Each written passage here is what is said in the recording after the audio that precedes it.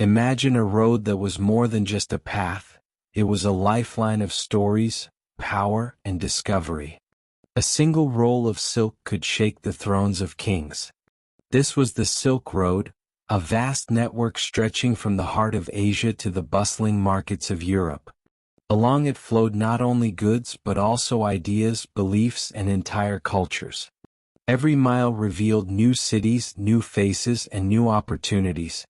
The jingling of camel bells, the endless deserts, the snow-covered mountains, and the restless seas, the Silk Road saw it all. One day, a Chinese merchant might set out with bolts of shimmering silk on his back, and the next, a Roman trader would trade gold for that very fabric. But this wasn't just commerce, it was humanity's first great web of connection. Every city, every marketplace, every roadside inn told its own story. And in the middle of it all was a chain that bound nations together and changed civilizations forever. If you want to travel through history's greatest highway of ideas and trade, subscribe now and hit the bell icon, so your next step is always part of the story. Long before the Silk Road became the legendary trade network connecting East and West, the lands it would cross were home to scattered tribes, small kingdoms, and ancient civilizations that traded with each other through short, local routes. The beginnings of what would later become the Silk Road were modest, humble exchanges of goods between neighboring communities. Thousands of years before the term Silk Road was ever imagined, farmers, shepherds, and merchants carried goods from one village to another, across valleys, riverbanks, and mountain passes. These early trade paths were not yet grand highways, but they planted the seeds for what would one day be the most important commercial and cultural artery in history. The story begins in the heart of Asia, where the vast steppes met fertile river valleys. Around 2000 BCE, civilizations such as those in the Yellow River Basin of China were developing agriculture, metallurgy, and textiles, including the first production of silk. At the same time in Central Asia, nomadic tribes roamed the grasslands, moving with their herds and trading animal products like wool, hides, and meat. Though distant, these worlds were not entirely isolated. Even in these early times, goods began to trickle from one culture to another, sometimes changing hands many times before reaching their final destination. The first key ingredient for a long-distance trade network was specialized goods that other regions could not produce themselves. In China, silk production was a closely guarded secret. The process of raising silkworms, harvesting cocoons, and spinning the fine threads was known only to Chinese artisans, and the resulting fabric was unlike anything in the rest of the world. Soft yet strong, lightweight yet warm, silk was so prized that it quickly became a symbol of wealth and prestige. This single product would later give the Silk Road its name. Another major factor was the domestication of animals suitable for long-distance travel. The camel, particularly the Bactrian camel of Central Asia, would later revolutionize caravan trade. But in these earliest times, pack animals like horses, donkeys, and oxen carried goods over shorter routes. Still, as communities learned the value of exchanging not just goods but also information, the stage was set for trade to expand far beyond local borders. By the first millennium BCE, the rise of larger and more organized states accelerated the growth of trade. The Persian Empire, stretching from the Mediterranean to the Indus Valley, built extensive road networks to maintain communication and control. The Royal Road of Persia allowed for faster movement of messengers, armies, and goods, laying down one of the first models of a trans-regional trade system. Farther east, the Chinese Zhou dynasty fostered internal stability, agricultural growth, and technological innovation. Political unity in both East and West created safe corridors through which merchants could travel. It was also during this period that Central Asia became the key link between civilizations. Nomadic peoples such as the Scythians, Sogdians, and later the Yuezhi were masters of horse riding and mobility, acting as intermediaries between the settled empires. They were not simply raiders but also traders, carrying goods between distant lands. Their ability to move across vast territories allowed products like silk, jade, precious stones, and exotic animals to reach markets far from their places of origin. The first direct contact between China and the West began to take shape in the late 2nd century BCE, during the Han Dynasty. The Han Emperor Wu sent an envoy, Zhang Qian, on a mission to establish alliances with Central Asian states against the nomadic Xiongnu. Although Zhang Qian was captured and held for years, his eventual return brought valuable geographic and political knowledge about lands to the west. He reported on the fertile Fergana Valley, the Parthian Empire, and the markets of Bactria. More importantly, his journey marked the beginning of official Chinese interest in connecting to distant states for both political and economic reasons. By this time, the Mediterranean world was under the influence of the Roman Empire, whose elite citizens had developed a taste for luxury goods from the East. Roman writers marveled at silk, describing how it was woven so finely that it seemed to shimmer with light. But the Romans did not know exactly where silk came from. To them, it was a mysterious product brought by traders from lands far beyond their maps. This mystery only added to its allure and value. As these empires expanded, so too did the routes that connected them. Caravans began to cross Central Asia more frequently, carrying not just silk but also spices, glassware, textiles, and metals. However, these early Silk Road journeys were not made by a single merchant traveling the entire route. Instead, goods passed through many hands, moving from one cultural zone to another. Chinese merchants might sell their silk to Central Asian traders, who in turn sold it to Persian middlemen, who then passed it on to Roman merchants. In this way, goods could travel thousands of miles even if no one person made the whole trip. Geography played both a challenge and an advantage in shaping the Silk Road. The deserts of Central Asia, such as the Taklamakan, were harsh and deadly, with extreme temperatures and scarce water sources. Yet oases like Dunhuang, Kashgar, and Samarkand became thriving trade hubs, offering rest, supplies, and marketplaces for merchants. These oasis cities were cultural crossroads, where traders from different regions met, exchanged goods, and shared news. Over time, they developed into cosmopolitan centers of art, religion, and learning. It is important to understand that the Silk Road was never a single, unbroken road, but rather a network of interconnected routes, some running north of the Great Deserts, others to the south, and still others branching into maritime trade across the Indian Ocean. This flexibility allowed merchants to adapt to political changes, climate conditions, and shifting economic demands. When war or instability made one route dangerous, traders could shift to another, ensuring the continuity of long-distance exchange. By the close of the Han Dynasty's first century of expansion, the foundations of the Silk Road were firmly established. The demand for silk and other luxury goods in the West, combined with the political will of powerful empires to foster safe trade, created a chain of connections across the vast expanse of Eurasia. Although it would take centuries for the Silk Road to reach its full height, its origins lay in these early, tentative steps: local exchanges, chance encounters, and the slow building of trust between distant cultures. This was the birth of a trade route that would not only carry goods but also change the course of history. In the centuries to come, it would spread religions, languages, technologies, and ideas across continents, linking civilizations in ways no one at its beginning could have imagined. By the 3rd century BCE, the gradual expansion of the Silk Road was no longer just the result of chance encounters between nomads and farmers. It was now shaped by conscious decisions of rulers, generals, and merchants who recognized the benefits of connecting distant markets. In China, the unification under the Qin dynasty, 221 to 206 BCE, and later the stability brought by the Han dynasty, 206 BCE, 220 CE, created a secure political environment in the East.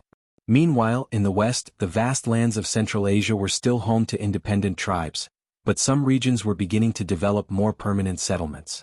This mix of nomadic mobility and urban stability created fertile ground for a trade network to thrive. One of the most significant catalysts for the Silk Road's growth was the Han Dynasty's military and diplomatic campaigns in the West. Emperor Wu of Han, who reigned from 141 to 87 BCE, was particularly instrumental. His court had been troubled by repeated raids from the Xiongnu Confederation, a powerful nomadic group to the north and northwest. To counter them, the Han launched military expeditions deep into Central Asia, eventually securing alliances with other nomadic groups hostile to the Xiongnu. This not only pushed China's influence further west but also opened safer routes for caravans. In parallel, the Persians, Greeks, and later the Parthians controlled key territories in the west of Central Asia. Their cities became hubs for goods traveling between the Mediterranean and the Far East. One important factor in the Silk Road's development was the overlapping influence of these civilizations. Merchants could move from one empire to another, taking advantage of the political stability each offered within its borders. A trader leaving Chang'an, modern Xi'an, could pass through the Han Empire, cross into the lands influenced by the Kushan Empire in Bactria, then into Parthian territory and eventually reach Roman markets in Syria. Each handover brought opportunities and challenges, but the chain of interconnected regions was becoming stronger. The Silk Road was never just one road. By this period, multiple routes were emerging. The The northern route crossed the deserts of the Darim Basin, passing oasis cities like Turpan and Kutcha before heading through the Tian Shan Mountains into Central Asia. The southern route skirted the Taklamakan Desert, connecting to cities like Khotan and Yarkand before moving westward. Both routes converged again near Bactria and continued toward Persia. This branching system allowed traders to adapt to seasonal weather patterns, political changes and local dangers. A war in one region might close a path, but caravans could divert along another. Silk remained the most famous commodity, but it was far from the only valuable good on the road. From China came not just silk, but also lacquerware, porcelain and paper. From India traveled spices, precious stones and exotic woods. From Central Asia came horses, renowned for their strength and endurance. The heavenly horses of the Fergana Valley were so prized that they became a strategic priority for the Han. From the Mediterranean came glassware, wine, and fine textiles. This diversity of goods meant that traders rarely made the full journey themselves. Instead, goods were exchanged many times along the way with profits made at each step. While trade was the main driver, the Silk Road also began carrying something even more influential: ideas. Religious beliefs, artistic styles, and technological innovations flowed between cultures along with the goods. Buddhism, for example, spread from India through Central Asia into China, carried by monks who traveled alongside merchant caravans. In return, Chinese innovations like papermaking eventually reached the West, transforming societies far beyond their point of origin. These exchanges were not always deliberate. Sometimes they were the byproducts of human movement, but they shaped civilizations for centuries. Security was a constant concern. The Silk Road passed through regions that could be dangerous for travelers. Bandits, tribal raids, and political instability could disrupt trade at any time. To address this, many empires built and maintained infrastructure along the routes. In China, the Han Dynasty constructed fortified outposts and watchtowers along the frontier, many of which became small towns serving caravans. In Central Asia, rulers invested in caravanserais, fortified inns where traders could rest, feed their animals, and store goods securely. These way stations became cultural meeting points, where languages, currencies, and customs mixed. The economics of Silk Road trade were complex. Goods like silk were so valuable that they could be traded for their weight in gold, but costs were high as well. Caravans required dozens or even hundreds of pack animals, plus guards, guides, and provisions for long journeys. Traders often worked in partnerships to share costs and risks. Some specialized in particular segments of the route, handing off their goods to others who knew the next stretch better. This system of relay trade made the Silk Road more resilient and adaptable. Diplomacy played a key role. Long-distance trade required not just safe roads but also agreements between rulers. The Han Dynasty engaged in what historians call the Silk Road diplomacy, exchanging gifts and envoys with distant states to maintain open routes. These exchanges were often mutually beneficial. A Western ruler might receive silk, while the Han gained access to horses or military alliances. The Parthians, strategically located between China and Rome, became masters of controlling and profiting from the flow of goods, charging taxes and offering protection to caravans passing through their lands. By the 1st century CE, the Silk Road was firmly established as a transcontinental trade network. The name Silk Road itself would not be coined until much later by 19th century historians, but at this time, merchants and rulers already understood its importance. It was the lifeline connecting distant civilizations, enabling not only the exchange of goods but also the blending of cultures. The road's influence was felt in the design of coins, the style of art, the flavors of food, and the spread of faiths. In bustling market cities from Chang'an to Antioch, traders haggled over prices, diplomats discussed alliances, and travelers shared tales from lands few had ever seen. The Silk Road's early centuries were marked by periods of flourishing exchange followed by moments of disruption. Wars, epidemics, and the rise or fall of empires could alter the flow of trade. Yet the underlying need for connection between East and West ensured that the road endured. In this formative stage it was still evolving, not a single unified highway but a living, shifting network shaped by geography, politics, and human ambition. As part 2 of our journey through the Silk Road's origins draws to a close, it is clear that by the dawn of the Common Era, the seeds of one of history's most significant trade networks had already been planted. The combination of economic opportunity, cultural curiosity, and political will had turned scattered paths into an interconnected system. The Silk Road was no longer a loose collection of trails, it was becoming the backbone of Eurasian exchange, setting the stage for centuries of movement, wealth, and transformation. The momentum of these early trade links between East and West began to solidify into something larger during the reign of Emperor Wu of Han Wudi. His determination to expand China's frontiers and secure alliances against the Xiongnu brought a new level of organization and political backing to what would become the Silk Road. The Han court dispatched emissaries not merely to gather intelligence but to negotiate the exchange of goods, military support, and diplomatic recognition. In this context, Zhang Qian's earlier reports were finally acted upon. Caravans laden with silk, lacquerware, and other valuable goods began to make the arduous trek westward under official sanction. These were not random traders but part of a network encouraged and protected, at least in the initial stretches, by imperial forces. Alongside goods, these routes carried diplomatic letters, military envoys, and even migrating artisans who contributed skills to distant lands. The infrastructure for such a network was rudimentary at first. Way stations were established in strategic locations, often near oases, where merchants and travelers could rest, resupply, and gather information about the road ahead. These hubs also became early centers for cultural exchange, where languages mixed and stories of far-off lands were shared. As Chinese silk began to reach further afield, its allure grew exponentially. In India, it was seen as a luxury fit for kings and sacred ceremonies. In Persia, it was integrated into the courtly dress of nobility, blending with local textile traditions. By the time it reached the Mediterranean basin, silk was so rare and prized that it became a form of currency among elites. This demand created a pull effect. Merchants from distant regions ventured closer to the source, forging new connections that lengthened and complicated the trade network. Parallel to China's push westward, Central Asian powers like the Kushan Empire rose to prominence, controlling key stretches of the trade routes. The Kushans played a critical intermediary role, facilitating the movement of goods between India, Persia, and China. Their position allowed them to profit from tolls, taxes, and the re-export of luxury items. But their influence also helped to standardize certain trade practices, making long-distance commerce more predictable and therefore more attractive. Religion soon became intertwined with trade. Buddhist monks, traveling alongside caravans, carried not just religious texts but entire philosophical frameworks from India into Central Asia and eventually into China. In return, elements of Chinese culture, art, and even Confucian administrative thought began to seep westward. The Silk Road thus became more than a conduit for goods. It was a vehicle for the migration of ideas. The dangers of the route were never far from mind.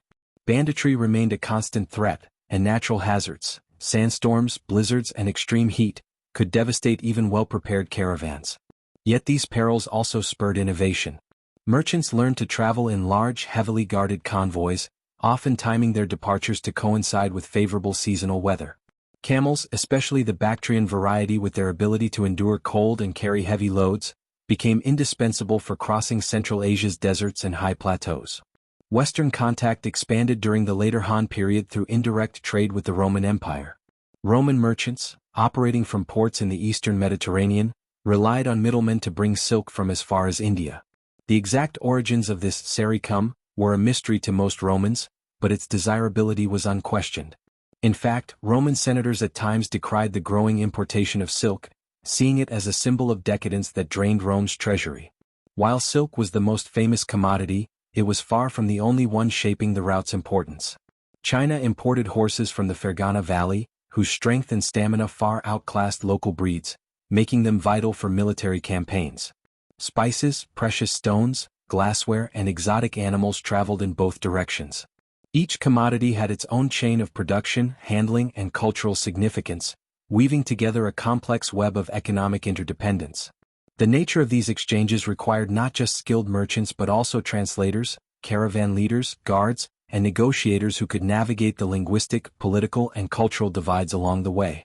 Over time, certain families and communities became specialists in Silk Road trade, passing down the necessary knowledge through generations.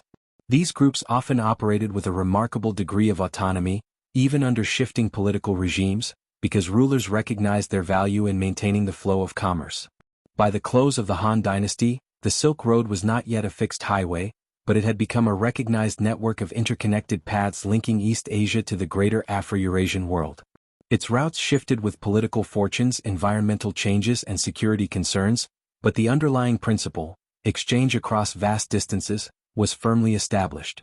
The foundation had been laid for centuries of trade, diplomacy, and cultural interaction that would shape the development of civilizations across the continent.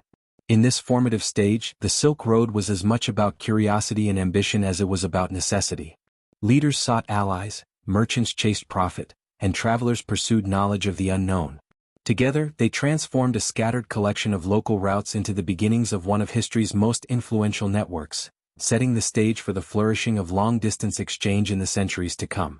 When the Han Dynasty consolidated power in China after the collapse of the Qin in 206 BCE, they inherited not only a vast territory but also the geopolitical challenges of a frontier constantly threatened by nomadic incursions. Chief among these threats was the Xiongnu Confederation to the north, a formidable force of mounted warriors who could appear without warning, raid settlements, and vanish back into the steppe before Chinese forces could react. Emperor Gaozu, the dynasty's founder, attempted to secure peace through marriage alliances, sending royal brides to the Xiongnu chieftains. But such arrangements were temporary at best. By the reign of Emperor Wu Hanwudi, the need for a more permanent solution became urgent.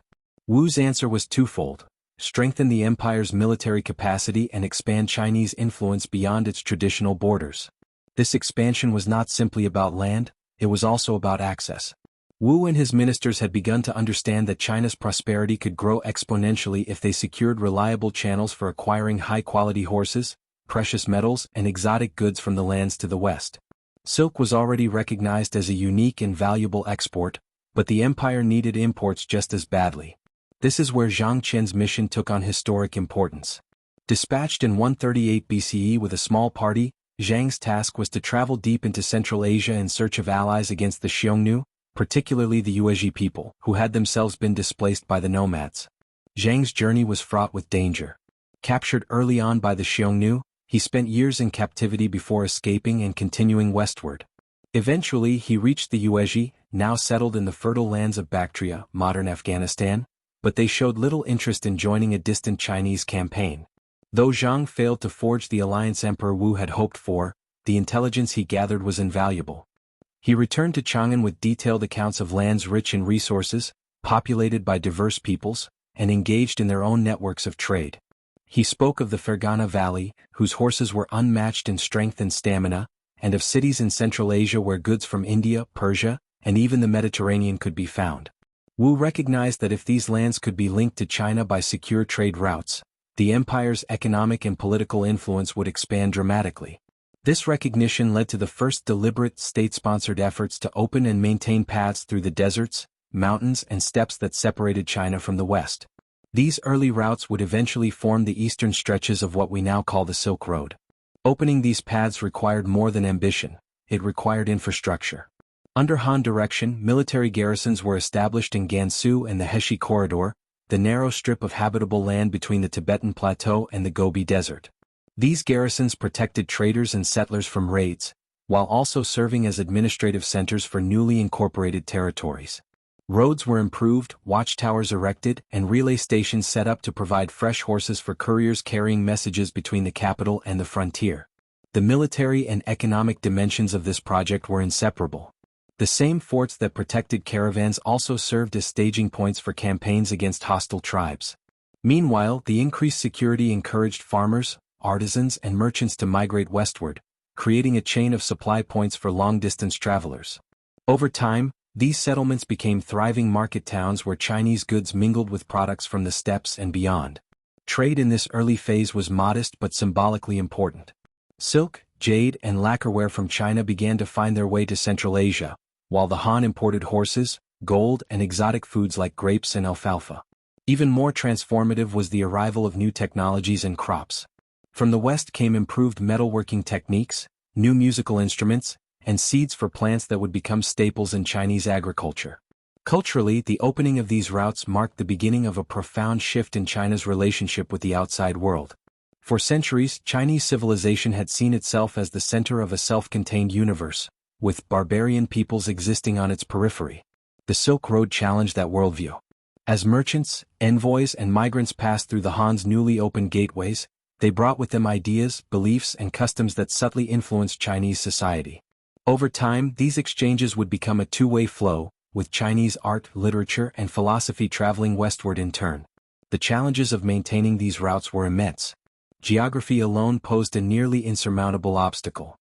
The Taklamakan Desert, whose name is often translated as, "go in and you won't come out," could swallow entire caravans. To the south lay the Kunlun and Pamir Mountains, whose snowbound passes were treacherous for months on end. To the north, the Gobi Desert offered little water and even less shelter. Every journey required meticulous planning, skilled guides, and a willingness to endure hardship. To mitigate these risks, Han authorities encouraged the development of multiple parallel routes, each with its own advantages and hazards. Some followed the northern edge of the Taklamakan, linking a chain of oasis towns like Turpan and Kutcha. Others skirted the southern rim, passing through cities such as Khotan and Yarkand, known for their jade and textiles. This branching network allowed traders to adapt to seasonal conditions, political changes, or outbreaks of conflict along a particular path. Despite the dangers, the lure of profit kept the caravans moving. By the late 2nd century BCE, silk was reaching markets far beyond China's borders, often through a relay system involving multiple intermediaries. A bolt of Chinese silk might pass through the hands of Sogdian merchants in Central Asia, Parthian traders in Persia, and finally Roman dealers in the Mediterranean, each adding their own markup along the way. The result was that silk, though costly in China, became almost unimaginably expensive in Rome, an object of desire and a symbol of wealth and power. For the Han court, this was both a blessing and a potential problem. On one hand, silk exports brought immense wealth and enhanced China's prestige. On the other, the outflow of valuable goods without a corresponding inflow of strategic resources could weaken the empire's economy. This tension would recur throughout the history of the Silk Road, as rulers struggled to balance the benefits of trade against the dangers of dependency on foreign markets. By the end of Emperor Wu's reign, the Han Dynasty had firmly established itself as a power with both the means and the will to engage in long-distance exchange. The gateway had been opened, not in the sense of a single well-paved road, but as a network of routes, relationships and mutual interest that tied China to the great sweep of civilizations across Eurasia. This was only the beginning. The centuries to come would see the Silk Road grow in complexity, reach and influence, shaping the destinies of empires and cultures from the Pacific to the Mediterranean. By the middle of the Han Dynasty, the initial efforts of Zhang Qian's journey were beginning to bear fruit. The western regions that had once been only names in court records were now linked to China through a mixture of diplomacy, military presence, and trade. This transformation did not happen overnight. It required consistent effort, political will, and the resources of an empire determined to secure its frontiers. One of the key steps in this process was the establishment of military garrisons and outposts along the Heshi Corridor. This long and narrow strip of land, sandwiched between the towering Chilean mountains and the desert expanse of the Gobi, was the natural gateway to the west. Whoever controlled it controlled access to Central Asia. The Han fortified this corridor, building walled towns, signal towers and supply depots.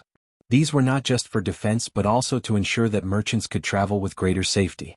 The empire's policy of resettling loyal farmers and soldiers in these frontier zones further strengthened Chinese control. With stability came movement. Caravans carrying bolts of silk, lacquerware and fine ceramics began to leave China for distant markets, while traders brought in horses, jade, glassware and spices from the west. However, securing this route meant dealing with the constant threat of the Xiongnu.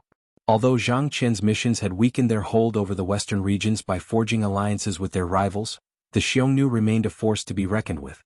Han armies launched several major campaigns to push them further north and away from the main trade arteries.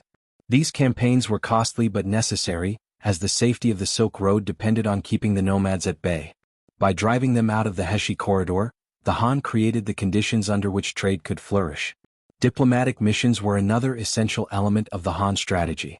Emperors sent envoys bearing lavish gifts to cement alliances with the kingdoms of Central Asia.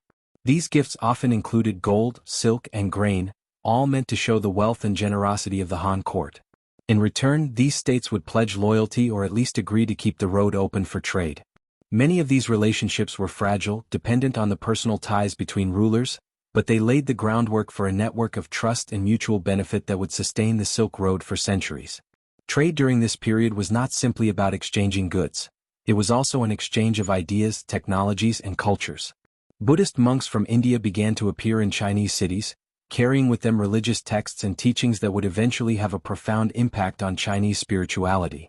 Artisans learned new techniques from foreign craftsmen, such as glass-blowing and metalworking styles unknown in earlier Chinese history. In the other direction, Chinese innovations like paper and silk weaving slowly began their journey toward the West, where they would eventually influence cultures as far away as Rome. Economically, the opening of the Silk Road brought new wealth to the Han Empire. Certain regions became renowned for producing goods specifically for foreign markets. Silk production, already an ancient Chinese skill, expanded dramatically. State-run workshops produced vast quantities of fabric in various grades and designs, while private weavers catered to both domestic and export demands. Horses, in particular, became a strategic import from the West. The sturdy and swift horses of the Fergana Valley were prized for their strength and endurance, and the Han were willing to trade enormous quantities of silk for them. These animals not only enhanced the military capabilities of the empire but also became symbols of prestige among the elite. The flow of goods also had political consequences.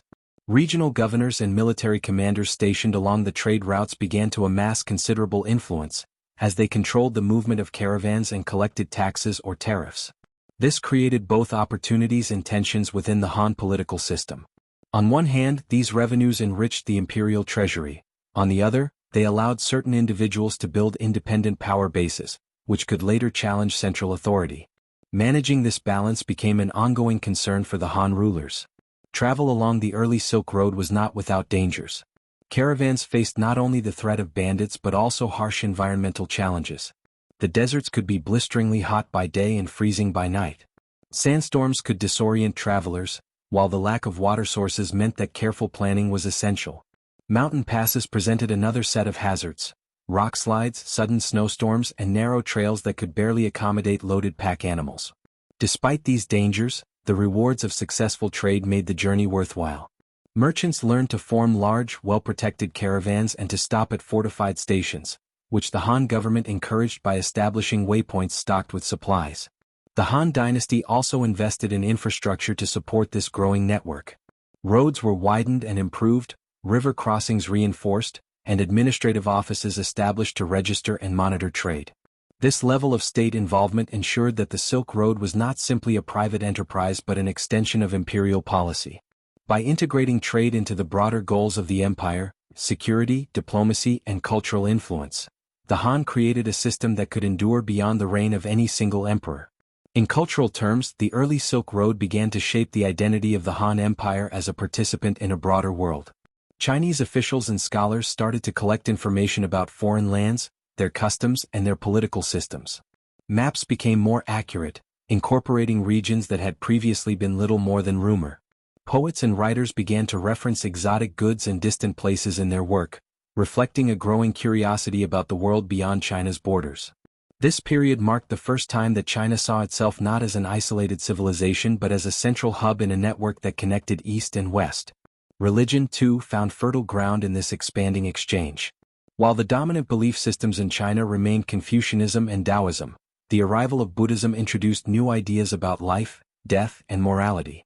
Although its initial impact was limited, the seeds planted during this time would eventually grow into a major spiritual movement within Chinese society. Religious pilgrims began to travel alongside merchants, seeking sacred texts and holy sites across the trade routes. By the end of this phase, the Han Dynasty had effectively transformed Zhang Qian's vision into reality. What began as a risky diplomatic mission to seek allies had evolved into a functioning corridor of trade and communication stretching across thousands of kilometers. The Silk Road was no longer a vague possibility, it was an established artery of commerce and culture. Yet this was only the beginning. The routes would continue to expand, drawing in new regions, new goods, and new challenges. The foundations laid during the Han Dynasty's opening of the first paths would shape the history of Eurasia for centuries to come, making this moment a true turning point in world history. While Zhang Qian's diplomatic journeys had planted the seeds for the Silk Road, the Han court understood that connections alone would not be enough. If caravans were to pass safely, there needed to be both security and infrastructure. The western regions were vast, dotted with small kingdoms, nomadic tribes, and empty stretches of desert. Without Han oversight, these areas would remain unstable and dangerous for merchants. So, the Han began a deliberate policy of extending influence westward, not necessarily conquering everything outright, but placing friendly rulers on thrones, offering protection and demanding loyalty in return. The protectorate of the western regions became an essential part of this plan. Established during Emperor Wu's reign, it functioned as a military administrative zone. Han officials stationed there coordinated defense against nomadic raids, oversaw tribute exchanges, and ensured that routes remained open. Garrisons were placed in strategic cities such as Dunhuang and Lulan, where soldiers not only guarded the frontiers but also maintained storehouses and relay stations for messengers and traders. This was the beginning of a permanent Chinese presence along what would become the main arteries of the Silk Road. The military aspect could not be understated. The Xiongnu Confederation, though weakened by decades of conflict with the Han, still posed a threat. Raids into Chinese-held territory could disrupt trade, discourage merchants, and ruin years of diplomatic work. To counter this, the Han maintained a network of watchtowers, beacon fires, and fortified passes along the Heshi Corridor. This narrow stretch of land between the Tibetan Plateau and the Gobi Desert was the primary overland route into Central Asia from China. Whoever controlled it could regulate and tax trade moving west. The Han fortified this corridor extensively, turning it into a lifeline for the empire's new ambitions. Economic policy followed close behind. The Han recognized that silk, lacquerware, and other Chinese goods had enormous appeal abroad, but they also saw the opportunity to import exotic products that China could not produce: horses, jade, glassware, and spices. The famous heavenly horses of Fergana became a near obsession for the Han court, prized for their strength and endurance. These animals could not be bred in China's climate, so stable access to them required stable access to the routes leading to Fergana. The Han invested in this trade, sometimes paying in gold or silk far above the horse's local value, knowing that military supremacy in Asia depended on superior cavalry. Caravan culture began to flourish during this time. Merchants traveling west from the Han capital of Chang'an would follow the northern or southern branches of the route, each with its own challenges. The northern path skirted the Gobi Desert and passed through oasis towns like Hami and Turfan, where water and shelter could be found. The southern path cut through the Taklamakan Desert's fringes, stopping at cities like Khotan, famous for its jade. Relay stations stocked with supplies allowed traders to cover great distances without carrying everything themselves. This network reduced risk, increased efficiency, and tied far-off cities into the Han economic sphere. Diplomatically, the Han also became skilled at managing the complex web of alliances in Central Asia. Envoys were sent to maintain goodwill with kingdoms like Kucha, Kashgar, and Yarkand. These states often found themselves caught between the Han to the east and various nomadic powers to the north and west. By offering trade benefits, military aid, or royal marriages, the Han encouraged loyalty and discouraged rebellion. However, this balancing act was delicate. Too much interference could provoke resentment, and too little could invite rival influence. Culturally, the opening of the Silk Road during the Han Dynasty was not just about goods, it was about ideas. Buddhism, which had originated in India, began to make its way into China along these same caravan paths. Monks from Central Asia traveled to Chinese cities, bringing scriptures and teachings. At first, Buddhism was a curiosity, embraced by a few scholars and aristocrats, but over time it would grow into one of China's major religions. Likewise, Chinese technologies such as papermaking began their slow journey westward, eventually transforming societies far beyond Asia. The Han Dynasty's western expansion also encouraged technological and administrative innovation at home. To support long-distance trade, Chinese artisans improved methods of silk production, dyeing, and weaving. The government standardized weights and measures to make transactions more reliable. Even the postal relay system, with its fresh horses and messengers, was refined during this period, ensuring that information and goods could move rapidly across the empire. However, maintaining this vast network was expensive. Garrisoning troops, paying local rulers, and funding diplomatic missions drained the imperial treasury. The Han leadership justified these costs by pointing to the wealth and prestige the Silk Road brought. Luxury goods flowed into China, and the empire's influence extended farther than ever before. But these same expenses would, in the long term, contribute to the financial pressures that weakened later Han rulers. By the end of Emperor Wu's reign, the outlines of the Silk Road were firmly established. From Chang'an, routes stretched through the Heshi Corridor, across the deserts and mountains of Central Asia, and into the domains of Parthians, Sogdians, and beyond. The Han did not control the entire route, no single empire ever would, but they had successfully opened the first paths and secured the eastern gateway. Traders from as far away as Rome would one day pass through this gateway, their goods changing hands countless times before reaching the other side of the continent. The Han Dynasty's efforts in opening the Silk Road set in motion centuries of exchange, shaping the histories of China, Central Asia, and even Europe.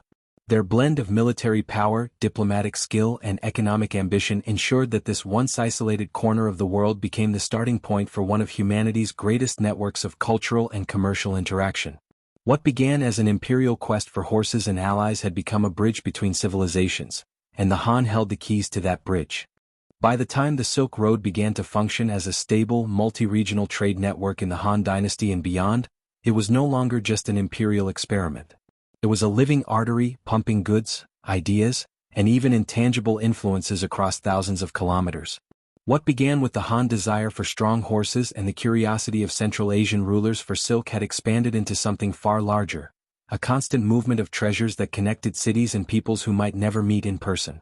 Every object, every bale of fabric, every sealed jar of spices told a story of multiple cultures, each leaving its mark along the way. The Silk Road was not a single highway stretching from China to Rome. It was a collection of interconnected trade routes, branching, merging, and diverting depending on geography, politics, and seasonal weather. Merchants rarely traveled the full length. Instead, goods passed from one trader to another, like water flowing through a series of linked channels. Each region specialized in certain products, and the routes acted as the veins that carried these products far from their places of origin. A roll of Chinese silk might travel through the hands of Sogdian traders in Central Asia, be exchanged for Persian silverware, then continue to the ports of the eastern Mediterranean, where it could be bought by a Roman merchant for the elite markets of Rome. Silk was the most iconic of these goods, so much so that it gave its name to the entire network. In the early centuries, Chinese silk production was a closely guarded state secret. The techniques for raising silkworms, spinning their threads, and weaving them into luxurious fabric were known only to select families in China, and the export of silkworm eggs or mulberry seeds was forbidden under penalty of death. This secrecy preserved China's monopoly for centuries, ensuring that silk remained a product of immense value abroad. To the Romans, silk was almost magical, light, smooth, and shimmering in the sun. Its rarity made it a symbol of status and wealth, worn by senators and aristocrats, and even criticized by moralists who saw it as a sign of decadence. But silk was only one of the many treasures in transit. From the far reaches of India came spices, pepper, cardamom, cinnamon, carried by camel caravans through desert oases or shipped across the Indian Ocean before joining the overland routes. These spices were more than culinary luxuries. They were essential for preserving food, creating medicines, and performing religious rituals. The scent of cinnamon or the sharpness of pepper could command astonishing prices in markets far from their source. Some Roman records show that a single pound of pepper could cost as much as a farm laborer's monthly wage. From Persia and Central Asia came high-quality glassware, finely worked silver and gold vessels, and textiles dyed with brilliant, long-lasting colors. Persian craftsmen were renowned for their ability to combine beauty with durability, and their work was coveted both in the East and the West. Central Asia was also a key source of jade, a stone deeply valued in Chinese culture for its toughness, smooth texture, and symbolic connection to purity and immortality. The oases of Khotan in particular were famous for their river jade, which traders carried eastward along the caravan routes to meet the steady demand in Chinese courts. The flow of goods also moved west to east. The Roman Empire exported glass, wine, olive oil, and fine woolen textiles. Roman glass, made using techniques that allowed for intricate shapes and vivid colors, fascinated buyers in the East, where glassmaking was still a developing craft. Amphorae of wine made their way into the palaces of Central Asian kings, while olive oil became a valued commodity not just for cooking, but for lamp fuel and skin care. Roman metalwork, including weapons, armor, and decorative items, also traveled along the Silk Road, though often in smaller quantities compared to luxury goods. One of the most strategically significant imports to China was the horse. The heavenly horses from the Fergana Valley were unmatched in speed and stamina. In an age when cavalry could decide the outcome of battles, these animals were worth their weight in gold, sometimes literally. Han officials often negotiated directly with Central Asian rulers for their delivery, offering bolts of silk or even gold ingots in exchange. Over time, selective breeding programs in Chinese territory tried to replicate their qualities, but the original stock remained highly prized. Alongside these luxury goods traveled humbler but equally important products: wool from Central Asia, furs from Siberia, salt from various regions, and everyday tools like knives and pottery.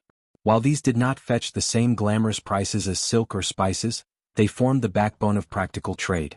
They ensured that caravans were not entirely dependent on high-value items that might be difficult to sell in smaller markets. Trade was not only overland. Maritime routes, often called the Maritime Silk Road, complemented the caravans by connecting ports in China to Southeast Asia, India, the Arabian Peninsula, and East Africa. Ships carried ceramics, silk, and lacquerware outward, and brought back pearls, ivory, incense, and exotic woods. The seaborne trade was often faster and less dangerous than the overland journey, but it was also dependent on seasonal monsoon winds and vulnerable to piracy. Markets along the Silk Road reflected this diversity of goods. In cities like Samarkand, Bokhara, and Kashgar, merchants from different lands set up stalls side by side, each offering something unique. A buyer could pass from a tent selling Persian carpets to one displaying Indian spices, then to another offering Chinese silk or bronze mirrors. Bargaining was a common practice, and translators were in constant demand. These markets were not only places of commerce but also hubs of cultural exchange, where travelers shared news, stories, and rumors from distant lands. The sheer volume and variety of goods in motion required systems of trust and regulation.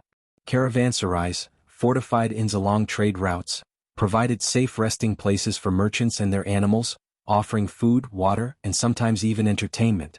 These stops also acted as informal banks and message centers, where deals could be struck, debts recorded, and letters sent onward with the next departing caravan. Over time, a shared culture of trade etiquette developed, allowing people from vastly different backgrounds to conduct business with minimal conflict. For many traders, the journey was not only about profit but also about building relationships. A Chinese silk merchant might develop a long-term partnership with a Sogdian caravan leader, ensuring regular exchanges of goods. Families involved in trade often maintained connections over generations, their descendants recognizing each other's names even without ever meeting in person. In this way, the Silk Road became more than a series of commercial transactions. It became a web of human connections linking farmers, artisans, merchants, and rulers into a shared economic world. By the early centuries CE, the Silk Road had transformed from an experiment in diplomacy and luxury exchange into a fully integrated network of economic life. Goods no longer traveled in isolation. They carried with them the skills, styles, and tastes of the regions they passed through. A silver cup from Persia might be engraved with Chinese motifs after arriving in Dunhuang. A bolt of silk woven in Chang'an could be embroidered with Greek patterns by artisans in Antioch. These cross-cultural influences, born in the marketplace, would shape art, fashion, and technology across continents. Yet, for all its riches, the Silk Road remained a risky enterprise. Bandits, political instability, and natural obstacles like sandstorms or mountain passes claimed many caravans. The profits had to be high enough to justify the dangers. This is why so many of the goods that moved along the Silk Road were luxury items, compact, valuable, and in constant demand. They could be carried in small quantities yet still fetch enormous returns, making the perilous journey worthwhile for those willing to take the risk. The Silk Road was never a single road. It was a network of overlapping routes, some cutting across deserts, others winding through mountain valleys. From one caravanserai to the next, goods shifted hands many times before reaching their final destination. This constant exchange meant that a trader in Bokhara might sell Chinese silk without ever having been to China, or a merchant in Samarkand could offer Roman glass without setting foot in the Mediterranean. The road's true strength lay in this interconnectedness. Central Asia, with its oases and crossroads cities, became the heart of the system. Towns like Kashgar and Merv were not just waypoints, they were marketplaces where goods from different cultures mixed. Here, a shipment of Indian pepper could be traded for Persian carpets, or Byzantine jewelry could be exchanged for Mongolian horses. In these bustling markets, languages blended and bargaining was an art form. A successful merchant needed not just valuable goods, but also the skill to read people, navigate customs, and adapt to shifting political conditions. The Silk Road's traders were not only motivated by profit. Some carried goods for religious reasons, supporting temples and monasteries. Buddhist pilgrims, for example, traveled with donations of silk and gold to offer at shrines in India or China. Religious communities themselves often became centers of trade, as monasteries along the route served as safe havens for travelers, storing goods, providing food, and acting as banks. Over time, such institutions gained economic as well as spiritual influence. Alongside luxury goods, more practical items were in constant demand. Salt was one of the most important commodities, vital for food preservation in areas far from the sea. Iron tools, copperware, and simple woolen garments also traveled the route, often more essential than jewels or spices. For many caravan leaders, the challenge was not securing valuable cargo but ensuring steady supplies of necessities. A caravan short on food, water, or pack animals could not survive the long journey. The Silk Road was also a courier of information. Traders brought news of distant wars, the rise or fall of rulers, and changes in trade laws. Such intelligence was precious. Knowing that a city's gates were closed due to plague or that a new toll had been imposed could make the difference between profit and ruin. Some merchants even acted as informal diplomats, carrying letters between rulers who might never meet face to face. These exchanges sometimes smoothed over political tensions, but they could also be used to gather intelligence for military campaigns. Cultural items moved just as easily as physical goods. Musical instruments like the pipa traveled from Central Asia to China, evolving in style and sound along the way. Foods made similar journeys. Grapes and winemaking spread eastward, while citrus fruits traveled west. Culinary habits changed as spices became more widely available. In time, dishes that had once been local specialties became common across entire regions. Art styles were transformed through contact. Persian motifs appeared in Chinese ceramics, while Chinese dragons were painted on Persian tiles. Glassmaking techniques moved west to east, introducing new forms and colors to craftsmen who adapted them to local tastes. Even architectural ideas traveled. Buddhist stupas influenced Islamic domes, while Greco-Roman columns found their way into Central Asian buildings. The movement of ideas sometimes had deeper consequences. The Silk Road played a role in the spread of major religions. Buddhism moved from India into China, often carried by traveling monks who relied on caravan routes. Islam reached Central Asia and beyond, in part due to the trade connections that allowed merchants and scholars to settle in new regions. Christianity, especially in its Nestorian form, traveled deep into Asia along these same pathways. Not all exchanges were peaceful or positive. Disease also moved along the Silk Road. Epidemics like the plague found new hosts as caravans carried infected fleas or people between far-flung cities. While devastating in the short term, such events reshaped societies, altering population sizes, labor systems, and even trade patterns. As trade grew more complex, specialized roles emerged. Middlemen negotiated deals between cultures, translators bridged language gaps, and camel herders provided the backbone of long-distance transport. Security services, including armed escorts, became a necessary expense in regions prone to banditry. Some rulers imposed taxes on caravans passing through their territory, using the wealth to maintain roads, build fortifications, or finance their own military campaigns. The Silk Road was not static, it shifted as empires rose and fell. When a powerful empire controlled multiple sections of the route, such as during the Tang Dynasty or the Mongol Empire, trade flourished under relative safety. In times of political fragmentation, merchants sought alternative paths, sometimes diverting through sea routes to avoid conflict zones. These adjustments kept the trade system alive for centuries, proving its flexibility and resilience. By the height of its activity, the Silk Road was a fully functioning global network. While no single person traveled its entire length, the chain of exchanges ensured that a good produced in one corner of the world could find its way to a distant market. A bolt of silk woven in China might pass through 10 hands before reaching a Roman noble's wardrobe. In the process, each transaction left its mark, not just on the object's price but on the cultures it touched. In this way, the Silk Road was more than a trade route. It was a living system of human connection, shaped by ambition, curiosity, and necessity. Every camel caravan, every packed marketplace, every whispered piece of news was part of a story that linked distant worlds together. And as goods and ideas continued to move, the foundations of a truly interconnected world were being laid, centuries before anyone would call it globalization. While the Silk Road was a lifeline for commerce and culture, it was also a place of constant adaptation. No merchant could survive long without adjusting to the unpredictable realities of travel. Sandstorms could bury a caravan's path in the desert. Mountain passes could be blocked for weeks by snow. River floods might sweep away bridges, forcing travelers to wait for waters to recede or to seek new routes entirely. These delays were costly, as every day spent in transit increased the risk of spoilage, theft, or losing favorable market conditions at the destination. To navigate these challenges, merchants developed complex partnerships. In many cases, a single shipment of goods belonged to multiple investors. Each would contribute part of the cargo, sharing both the risks and rewards. This system allowed traders to spread their losses. If one caravan was lost to bandits or natural disaster, the rest of their investments could still turn a profit. Trust was essential, and contracts were often secured through family connections, religious networks, or guild memberships. Caravanserais, fortified inns placed roughly a day's journey apart, played a critical role in making the Silk Road function. They were more than rest stops, they were miniature trade hubs.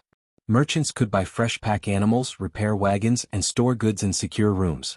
For those carrying perishables, such facilities were vital for keeping goods in sellable condition.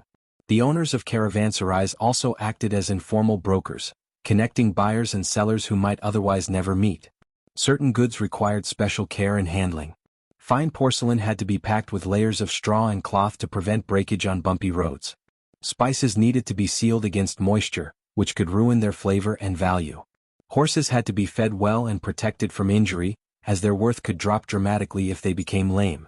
Even silk, luxurious but surprisingly delicate, had to be kept dry and away from pests. Experienced merchants often traveled with skilled handlers for valuable or fragile items, understanding that care in transport could mean the difference between a fortune and a loss.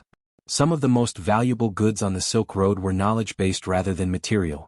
Techniques for producing certain dyes, forging high-quality steel, or creating intricate textiles were closely guarded secrets. Artisans often trained apprentices under strict conditions, ensuring that only a trusted few knew the complete process. Yet over time these secrets inevitably spread. A method learned in one city could be adapted and improved in another, leading to innovations that transformed industries. For example, the art of papermaking traveled from China through Central Asia to the Islamic world, and from there into Europe, changing how information was recorded and shared. The spread of scientific and medical knowledge was equally significant. Physicians in Persia might learn of herbal remedies from Indian traders, incorporating them into their own treatments. Astronomers from the Islamic world exchanged techniques with Chinese scholars, refining navigation tools that would later help European explorers cross oceans. Mathematics, too, moved along these routes. Concepts like zero and algebra traveled with merchants and scholars, influencing the development of economies far from their origins. Languages adapted to this constant exchange. Many traders spoke multiple tongues, and some cities developed unique trade dialects that mixed vocabulary from several languages. Written scripts, too, evolved through contact. The spread of paper and ink meant that records could be kept more efficiently, and in some regions the ability to read and write became a valuable skill for merchants, not just scribes or scholars. The Silk Road also shaped fashion and status symbols. In elite circles, the origin of a garment or accessory could be as important as its quality. Chinese silk robes might be embroidered with Persian designs. Central Asian fur hats could become a statement piece in a Mediterranean city. Jewelry often mixed materials from different lands. Amber from the Baltic set in gold from India, inlaid with turquoise from Iran. These items carried stories of distant places, and owning them was a mark of sophistication and wealth. Political powers understood the value of controlling trade. Rulers invested in road maintenance, bridge construction, and border security, knowing that stable routes brought wealth to their realms. Taxation of caravans became a major source of revenue. In some cases, leaders offered incentives for certain types of trade, granting lower tolls to merchants bringing in desired goods. Others imposed restrictions to protect local industries or to limit the influence of foreign powers. This constant push and pull between openness and control shaped the character of trade in each region. Even with all the planning and infrastructure, danger remained. Bandit attacks were a constant threat, especially in stretches of desert or mountain where no local authority maintained order. In response, merchants often hired armed escorts or traveled in large groups for protection. In some areas, local warlords offered protection for a fee, a practice that blurred the line between security service and extortion. Pirates posed similar risks on maritime extensions of the Silk Road, targeting ships laden with high-value cargo. For the most part, however, the system endured because it benefited so many. Local farmers sold grain and fodder to passing caravans. Artisans supplied tools, saddles, and clothing. Porters and animal handlers found steady employment. Religious institutions received donations from grateful merchants who credited their safe passage to divine favor. Even governments that taxed trade heavily understood that stifling it completely would harm their own interests. Over centuries, trade patterns shifted in response to new technologies. The development of better ships, combined with improvements in navigation, made maritime routes increasingly attractive. Sea travel could carry larger volumes of goods at lower cost, and while it had its own risks, storms, piracy, political blockades, it bypassed many of the geographic obstacles of overland travel. Still, land routes retained importance for certain goods, especially those that could not be easily transported by sea or that were destined for inland markets. The decline of the Silk Road was gradual rather than sudden. Political instability, the rise of competing maritime powers, and the spread of devastating diseases all weakened the system. Yet its legacy remained. The movement of goods, ideas, and technologies had reshaped economies and cultures across continents. Cities that had grown wealthy from caravan trade adapted by shifting to new economic roles, becoming centers of manufacturing, education, or administration. Others faded into obscurity, their ruins a reminder of the fortunes once made and lost along these routes. In the end, the Silk Road was as much about people as it was about products. Every exchange, whether of silk for gold, spices for silver, or a story for a place to sleep, was part of a human web that spanned thousands of miles. Merchants, pilgrims, soldiers, diplomats, and wanderers all left their mark on this network. The goods they carried may have been consumed, worn, or lost to time, but the connections they forged shaped the world in lasting ways. The true treasures in transit were not just tangible items. They were the skills honed through cross-cultural contact, the tolerance learned from navigating diverse customs, and the knowledge shared across generations. In that sense, the Silk Road never fully disappeared. Its spirit survives in every marketplace where goods from distant lands sit side by side, in every technology that owes its existence to ideas born far away, and in every story told of journeys that crossed both physical and cultural boundaries. Central Asia was more than just a stretch of empty desert and rugged mountains, it was the beating heart of the Silk Road. For thousands of years, this vast region connected east and west, serving as the place where cultures met, ideas blended, and goods exchanged hands. Long before modern borders divided the land into separate nations, Central Asia was a single, sprawling crossroads, linking China, Persia, India, and the Mediterranean world. To truly understand the Silk Road, you have to start here because without Central Asia, the great trade network would never have existed. The geography of Central Asia played a decisive role in its importance. To the east lay the Chinese heartlands rich in silk, porcelain, and paper. To the west stretched Persia, the Middle East, and Europe, demanding luxury goods from the east. Between them lay a difficult but passable terrain, steppe grasslands ideal for horse travel, fertile valleys that could sustain caravans, and mountain passes that provided gateways through otherwise impassable ranges. The Tian Shan, Pamir, and Altai mountains all cut across the region, and while they posed challenges, they also created natural choke points where traders would gather, exchange goods, and rest. Cities like Samarkand, Bokhara, and Merv became legendary for their wealth and cosmopolitan culture. These were not just markets, they were hubs of knowledge, art, and diplomacy. A merchant arriving in Samarkand might hear 10 different languages in the marketplace, see goods from as far as Rome and India, and taste foods he had never even imagined. For centuries, these cities flourished because of the constant movement of traders, diplomats, and even spies. One of the defining features of Central Asia's role in the Silk Road was its nomadic cultures. Long before permanent cities emerged, nomadic tribes roamed the steppe with their herds, moving with the seasons. These people were expert horsemen, fierce warriors, and skilled at surviving in harsh environments. They also acted as guides, escorts, and sometimes threats to caravans. A well-protected caravan might hire local nomads as guards, while an unlucky one might find itself raided. But over time, many nomadic groups became deeply integrated into the Silk Road system, acting as the backbone of overland travel. Politically, Central Asia was rarely unified under one power for long. Instead, it saw a constant shift of empires and khanates rising and falling, each one leaving its mark on the Silk Road. The Persian Empire, Alexander the Great's conquests, the Kushan Empire, and later the Islamic Caliphates all controlled parts of Central Asia at different times. Each brought new infrastructure, trade policies, and cultural influences. For example, under the Sogdian merchants of the early centuries CE, Central Asia became known for its vibrant trade networks. The Sogdians were master traders, and their language became the commercial tongue of much of the Silk Road. Religion also spread through this crossroads. Buddhism traveled from India to China via Central Asia, carried by monks and merchants alike. Zoroastrianism and later Islam found followers across the region. The cities became melting pots of faith, where Buddhist monasteries stood not far from Islamic mosques or Zoroastrian fire temples. This religious diversity also encouraged tolerance, at least in economic matters, since traders of all beliefs needed to work together to keep commerce flowing. The importance of Central Asia grew during the Han Dynasty in China, when official efforts to open and secure the Silk Road were made. The Chinese court sent envoys westward, establishing diplomatic ties and military outposts to protect traders. At the same time, Persian and later Arab powers sought to secure their eastern frontiers, ensuring the safety of merchants traveling toward their territories. This mutual interest in keeping trade routes open created an unusual form of cooperation between very different civilizations. Caravans traveling through Central Asia faced many dangers: sandstorms in the deserts, bandit raids, and treacherous mountain crossings. But they also encountered vibrant markets and opportunities for profit. A single journey could take months, but the rewards could be life-changing. Chinese silk, Central Asian horses, Persian silver, Indian spices, and Roman glassware might all change hands before reaching their final destinations. The Silk Road was not a single path but a network of routes, and Central Asia was where many of those paths converged. The northern routes passed through the steppes, while southern routes went through fertile valleys and oasis towns. Merchants often switched between these routes depending on political stability, weather conditions, and trade opportunities. This flexibility ensured that Central Asia remained central to the Silk Road even during times of unrest in one region or another.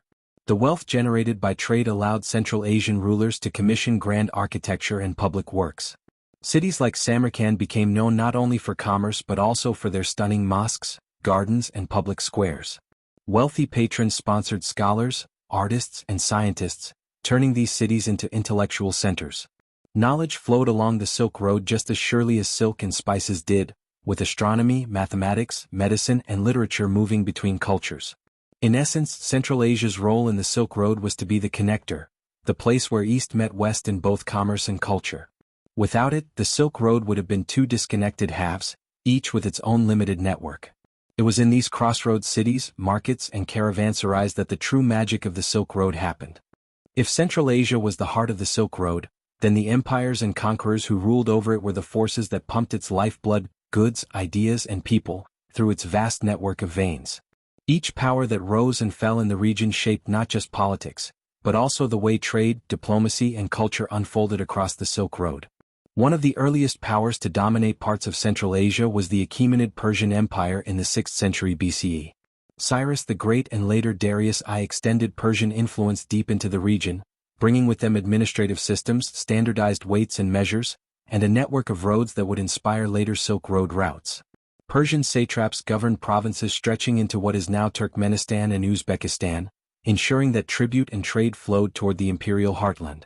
While the Persians were not the only rulers to see the region's importance, they were among the first to integrate it into a broader imperial economy.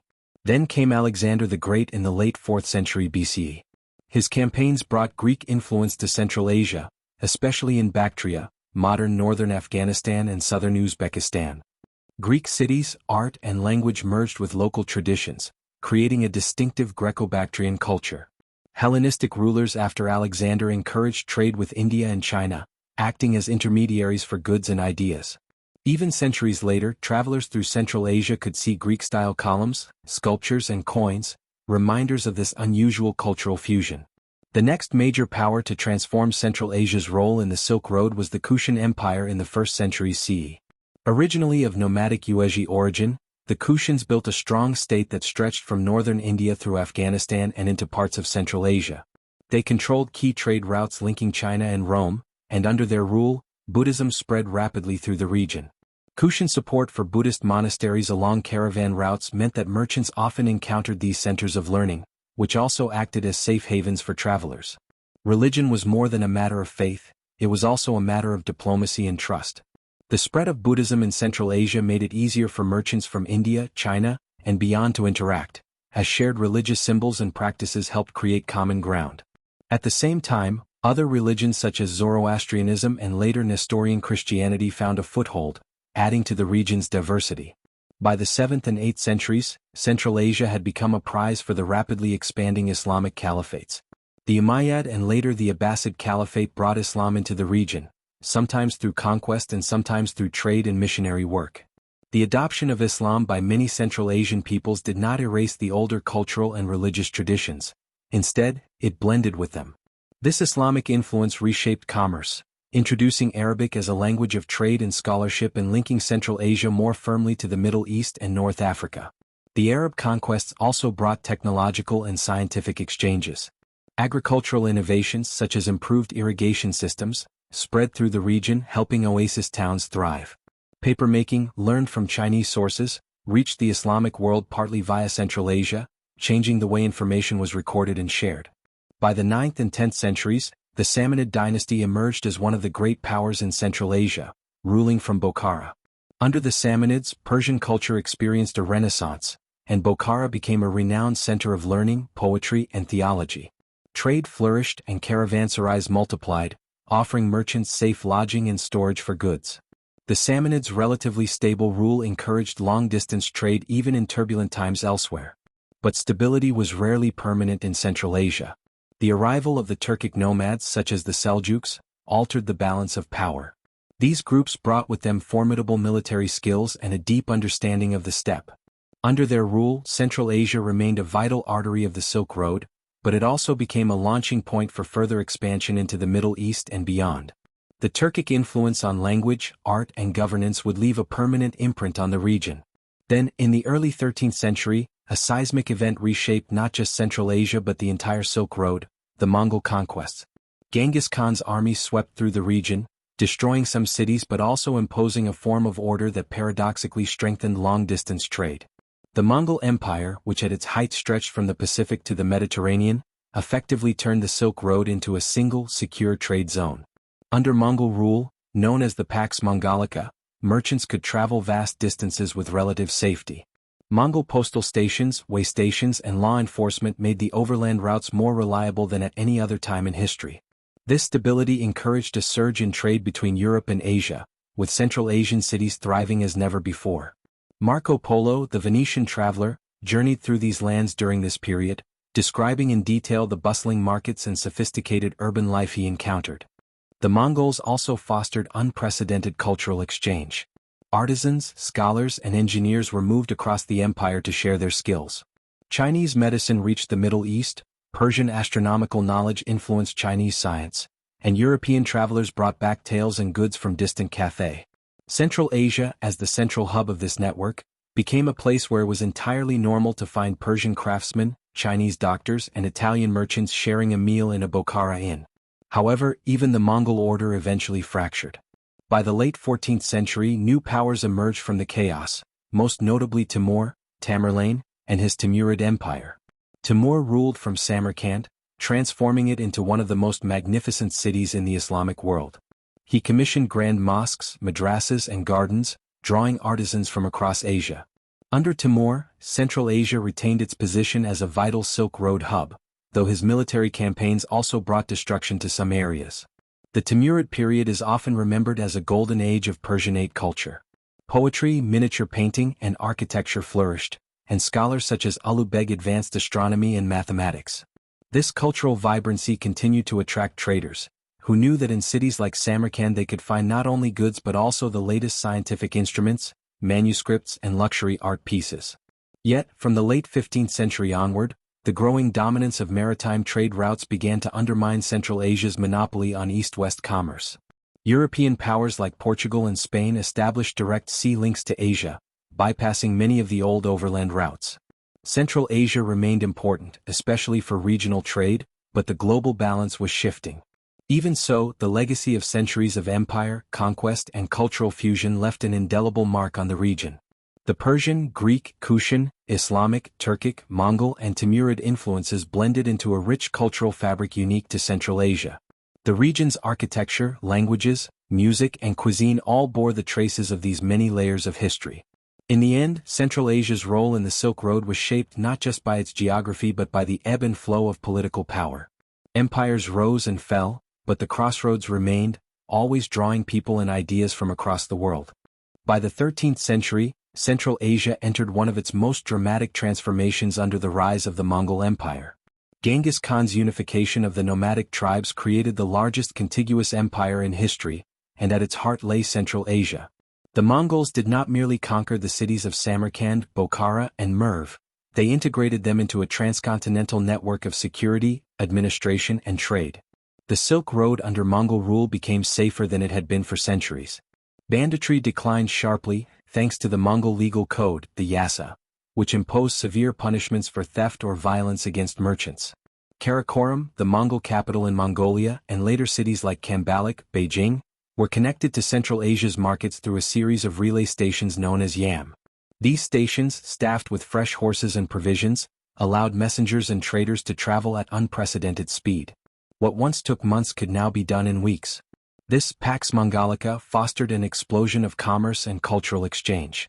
Paper money, used widely under the Han Dynasty in China, reached Central Asia, while Persian glassware and textiles found their way to the courts of China and the steppes of Mongolia. The Mongols also facilitated the exchange of technology and science. Astronomers from Samarkand visited China, and Chinese engineers brought siege technology westward. It was during this era that the famed traveler Marco Polo journeyed through Central Asia, marveling at the sophistication of its cities and the richness of its bazaars.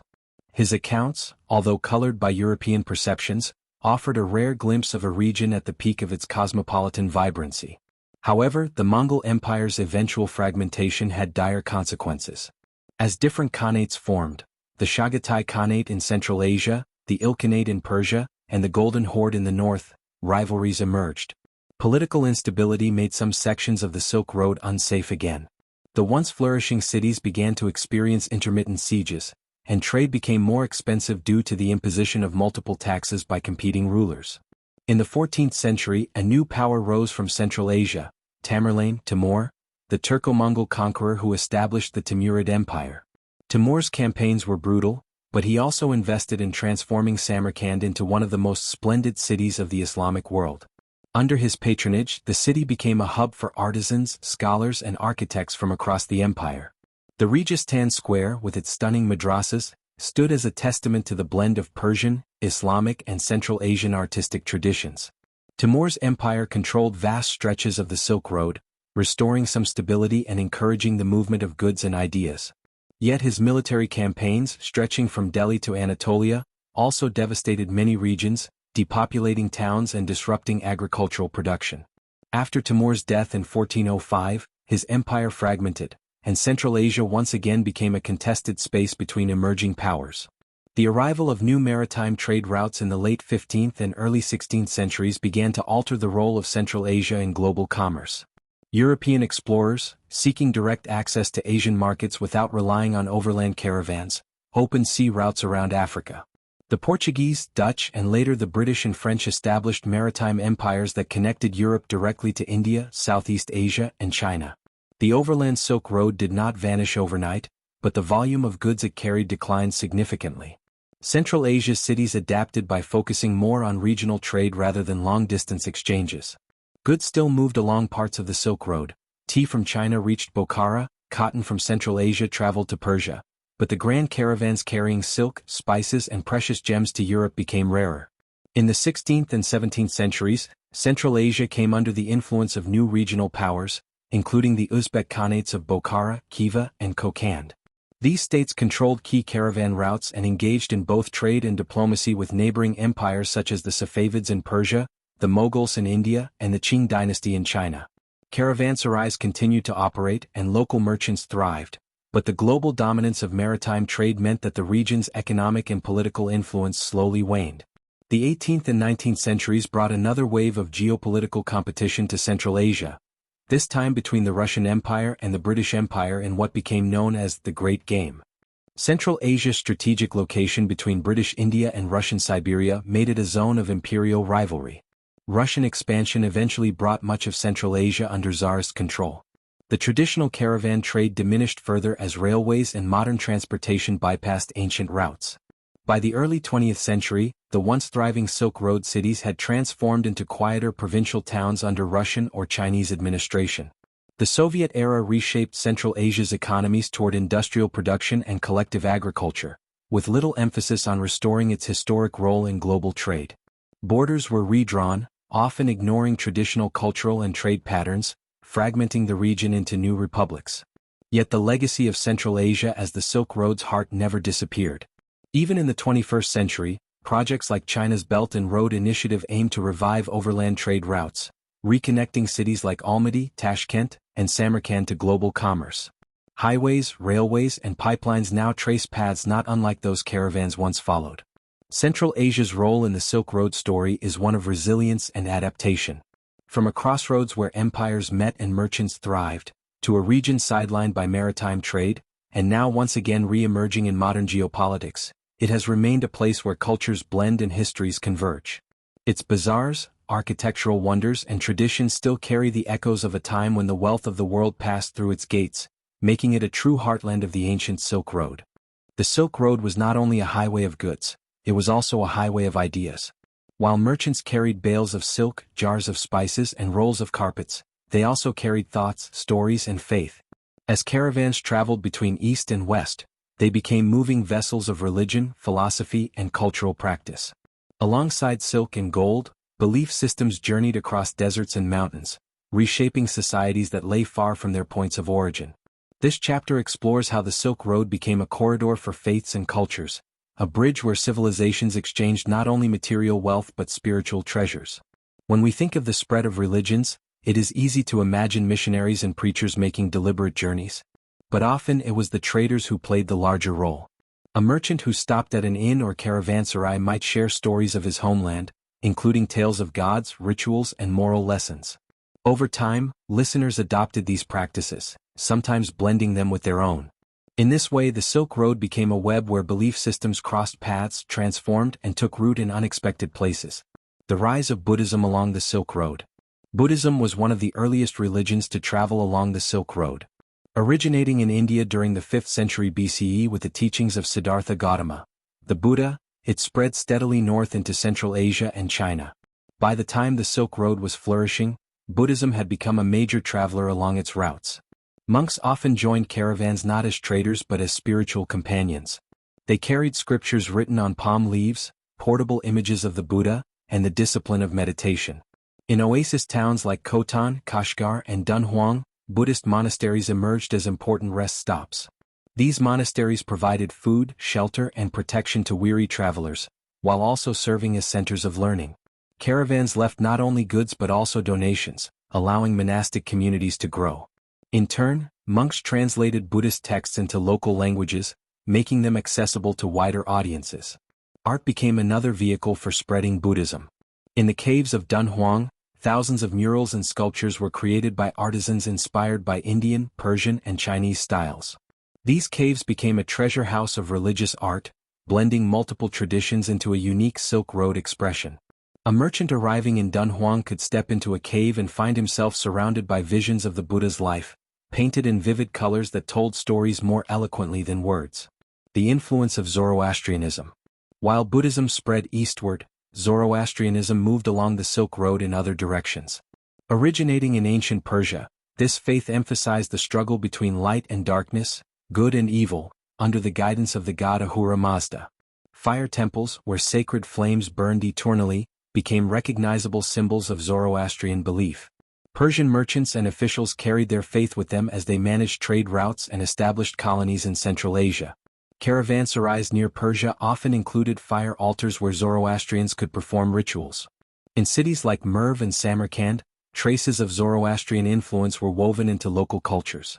Even as other religions spread, the Zoroastrian vision of cosmic dualism influenced later faiths, including aspects of Christianity and Islam. Christianity finds a road east. Christianity, born in the Roman world, also found its way onto the Silk Road. By the 3rd and 4th centuries CE, missionaries known as Nestorians carried Christian teachings deep into Central Asia and China. Nestorian churches and communities flourished in places like Chang'an, the Chinese capital, where emperors permitted the building of Christian temples.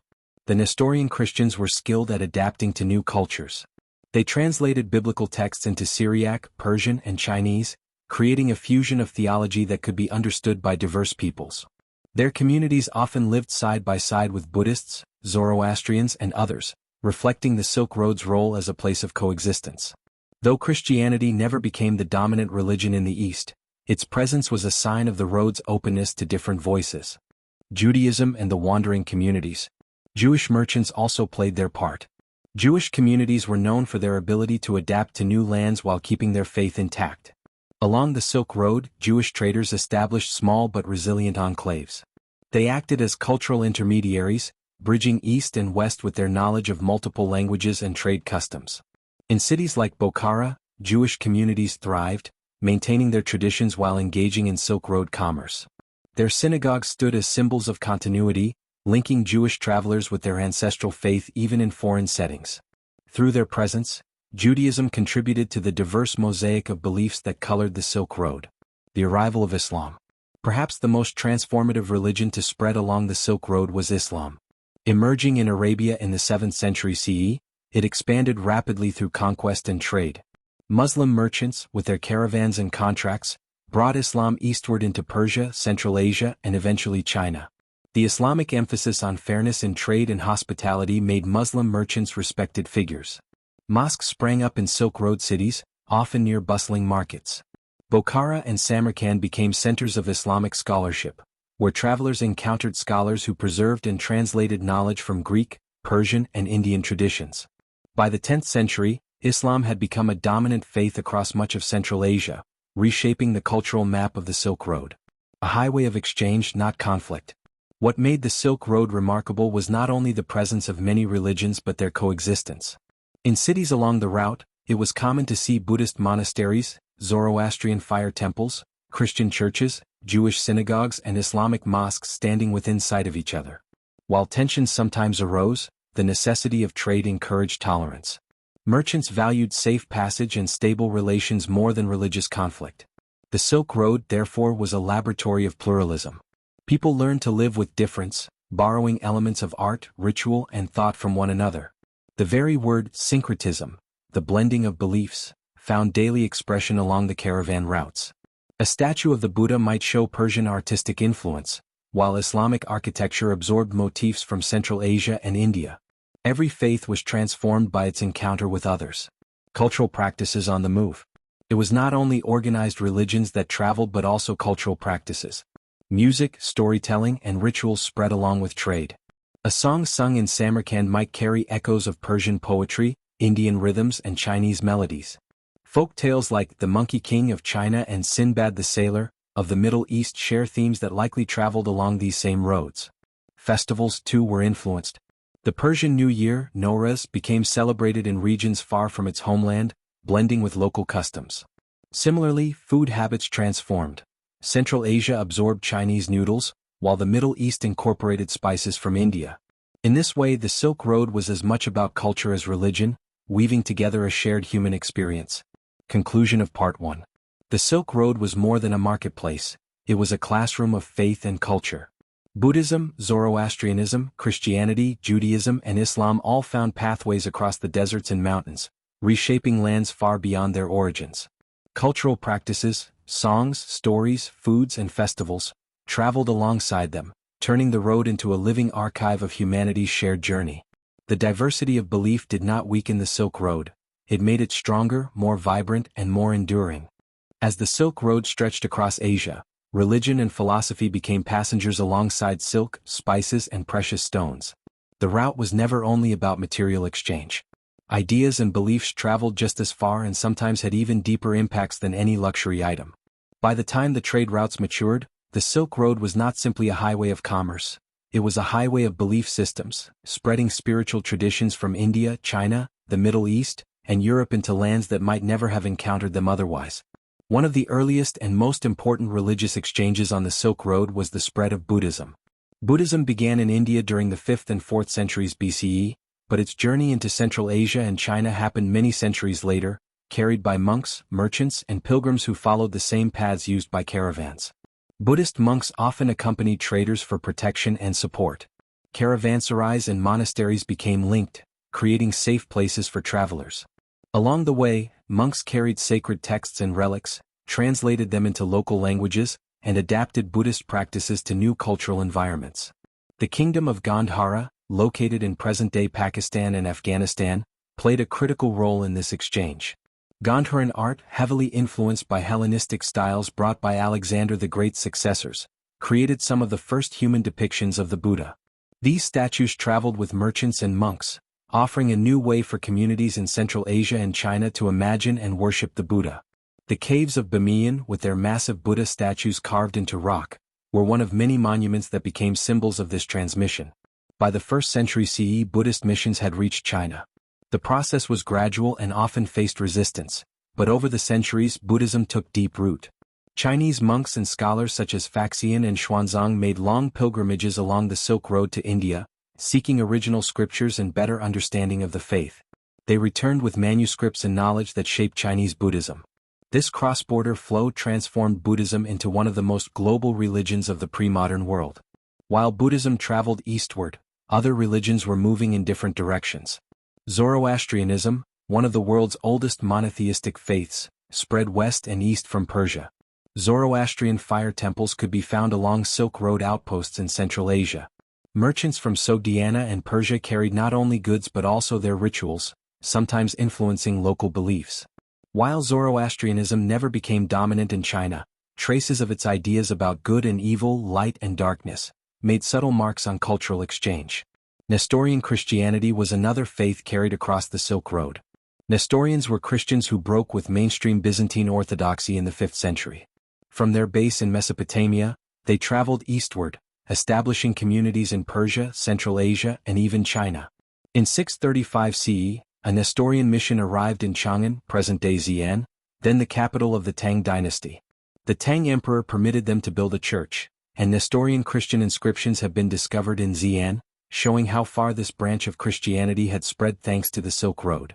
Judaism also found a place in Silk Road cities. Jewish communities established themselves in major trade hubs such as Samarkand, Bokhara, and later Kaifeng in China.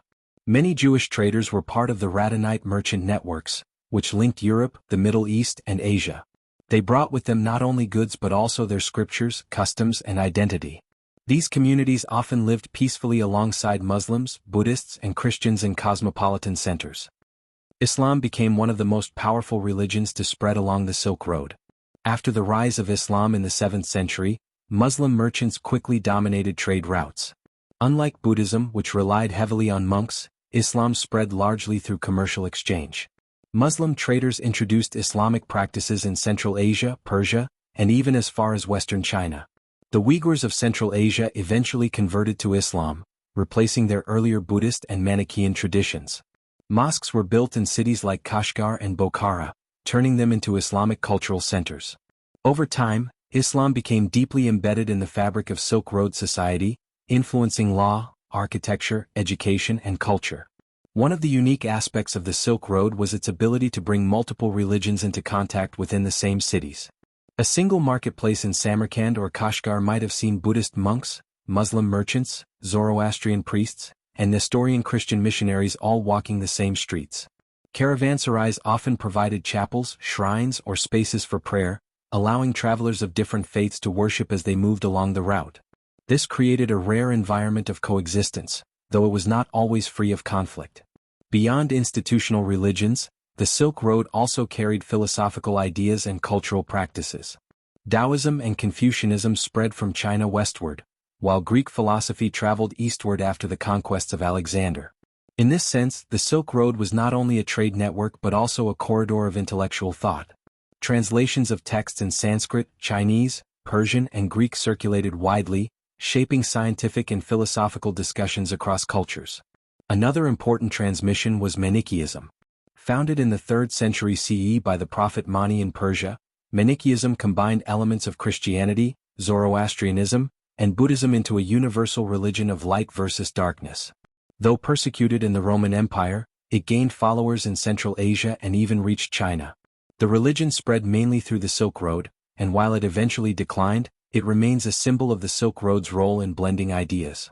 Religious art and architecture also flourished along these routes. The Dunhuang Caves in northwestern China stand as one of the greatest legacies of this exchange. Decorated with thousands of Buddhist murals and sculptures, Dunhuang became a key Silk Road site where Indian, Persian, and Chinese artistic traditions blended. Similarly, Islamic architecture in Samarkand and Bokhara showed Persian, Arab, and Central Asian influences, creating monuments that reflected centuries of cultural fusion. It is important to note that religion on the Silk Road was not always peaceful. Political authorities often used religion for control, while conflicts sometimes arose between groups. Yet compared to many parts of the world, the Silk Road demonstrated an unusual level of tolerance. The shared dependence on trade made cooperation more valuable than division, and rulers of major cities often allowed different religions to exist side by side as long as they did not threaten stability. By the medieval period, the Silk Road had become not just a marketplace of goods but a marketplace of faiths. Travelers carried beliefs that reshaped societies thousands of miles away from their origins. Buddhism spread from India into East Asia. Islam spread from Arabia into Central Asia and Western China. Christianity spread from Mesopotamia into Persia and China. Zoroastrianism and Judaism, though smaller in reach, maintained communities in key hubs. Taoism, Confucianism, and Greek philosophy also played their part. This intermixing created a truly global exchange of spirituality long before modern globalization. The long-term result of this was a world more interconnected in ideas than ever before. The Silk Road created religious pluralism across Eurasia. Some regions, like Central Asia, became crossroads where multiple faiths lived together. Others, like China, absorbed foreign religions into their own traditions, shaping hybrid cultures. The Silk Road thus changed not only the way people dressed, traded, and traveled, but also the way they prayed, thought, and understood the world. As the centuries passed, the exchange of faiths on the Silk Road became more layered. Religions were not simply transplanted in their original forms. Instead, they changed as they moved, adopting new symbols, rituals, and practices to fit local cultures. The Silk Road was not only a carrier of religions but also a workshop of transformation. Buddhism is one of the clearest examples of this. When Buddhism entered Central Asia, it did not remain exactly as it had been practiced in India. Local traditions, languages, and art styles reshaped it. In the oasis cities of Khotan, Kashgar, and Turfan, Buddhist monasteries were decorated with murals that included Central Asian clothing, architecture, and symbols. By the time Buddhism reached China, it had splintered into different schools such as Chan, later known as Zen in Japan, Pure Land, and Tiantai. Each school adapted Buddhist teachings to Chinese traditions, including Confucian and Taoist ideas. Taoism itself absorbed foreign influences as well. Contact with Buddhist monks encouraged Taoist thinkers to systematize their own teachings. Taoist meditation practices and cosmology began to interact with Buddhist philosophies about enlightenment and suffering. Over time, syncretic traditions developed where individuals would practice elements of both Taoism and Buddhism, often without seeing a contradiction. Islam followed a similar path of adaptation. When Islam entered Central Asia, it merged with existing Persian and Turkic traditions. Sufi mysticism, which emphasized spiritual closeness to God, became especially important along the Silk Road. Sufi orders established lodges that offered not only religious instruction but also hospitality to travelers. Through poetry, music, and storytelling, Sufism made Islam accessible to diverse peoples of Central Asia. The famous poet Jalal al-Din Rumi, though based in Anatolia, was deeply influenced by the Silk Road's exchange of ideas. His works reflect a blend of Persian, Islamic, and Central Asian spiritual traditions. Christianity also evolved as it spread along the Silk Road. The Nestorian Church in China adopted Chinese vocabulary and artistic styles in its scriptures and monuments. A surviving Nestorian stele from Xi'an, dating to the 8th century, uses Chinese calligraphy to describe Christian theology, mixing local culture with foreign belief. In this way, Christianity on the Silk Road took on forms that were unique and unlike those in Europe or the Middle East. The Silk Road's role in shaping belief was not limited to organized religion. Folk traditions, astrology, and medicine were also transmitted across borders. For instance, Indian systems of astrology and Persian methods of healing reached China and were integrated into local practices. In turn, Chinese knowledge of herbs and medicine traveled westward. Religion, science, and superstition were often intertwined, making the Silk Road a bridge not only of faiths but of holistic worldviews. Another critical factor in the Silk Road's religious history was state patronage. Empires and kingdoms often supported certain religions to strengthen their rule. The Kushan Empire, which controlled much of Central Asia during the early centuries CE, was instrumental in promoting Buddhism. Later, the Tang Dynasty in China supported Buddhist institutions but also allowed other religions, including Nestorian Christianity and Zoroastrianism, to function. In contrast, when political climates shifted, religions could face persecution. For example, during the 9th century, Tang rulers restricted Buddhism due to fears of foreign influence, leading to the closure of many monasteries. Despite occasional restrictions, most rulers of Silk Road cities understood the economic value of tolerance. Trade depended on safe passage and cooperation, and merchants were more willing to visit cities where they could practice their faith without fear. As a result, cities like Samarkand, Merv, and Chang'an became cosmopolitan centers where religious diversity was the norm. A traveler could pass from a Buddhist monastery to a Christian church, and from a Zoroastrian fire temple to an Islamic mosque, all within the same urban space. One of the most striking legacies of this religious coexistence was art. The blending of iconography is evident in Silk Road artifacts. In some Central Asian murals, figures of the Buddha are depicted wearing Greek-style robes. In Dunhuang cave paintings, Central Asian musicians play lutes of Persian origin while Buddhist deities look on. Islamic geometric designs influenced Chinese patterns, while Persian manuscripts absorbed artistic styles from both East and West. Religion and culture reinforced each other, creating artworks that reflected multiple traditions at once. Even language played a role in the transmission of beliefs. Religious texts often had to be translated for new audiences. Buddhist sutras were translated into Chinese, sometimes several times, leading to variations in meaning. The Nestorian Christians translated the Bible and hymns into Syriac and Chinese. Islamic scholars in Central Asia translated the Quran into Persian and Turkic languages. Through these translations, ideas became accessible to diverse populations and ensured that religions could spread widely. Pilgrimage was another important feature of Silk Road religion. Just as traders followed caravan routes, pilgrims traveled to sacred sites across Eurasia. For Buddhists, India remained the ultimate destination, where holy sites connected to the life of the Buddha could be visited. Chinese monks risked long journeys across deserts and mountains to reach Nalanda, the great Buddhist university in India. For Muslims, the pilgrimage to Mecca became a major movement along Silk Road routes, particularly as Central Asian Muslims joined the broader Islamic world. Pilgrimage and trade were often connected, as pilgrims carried goods, stories, and knowledge alongside their devotion.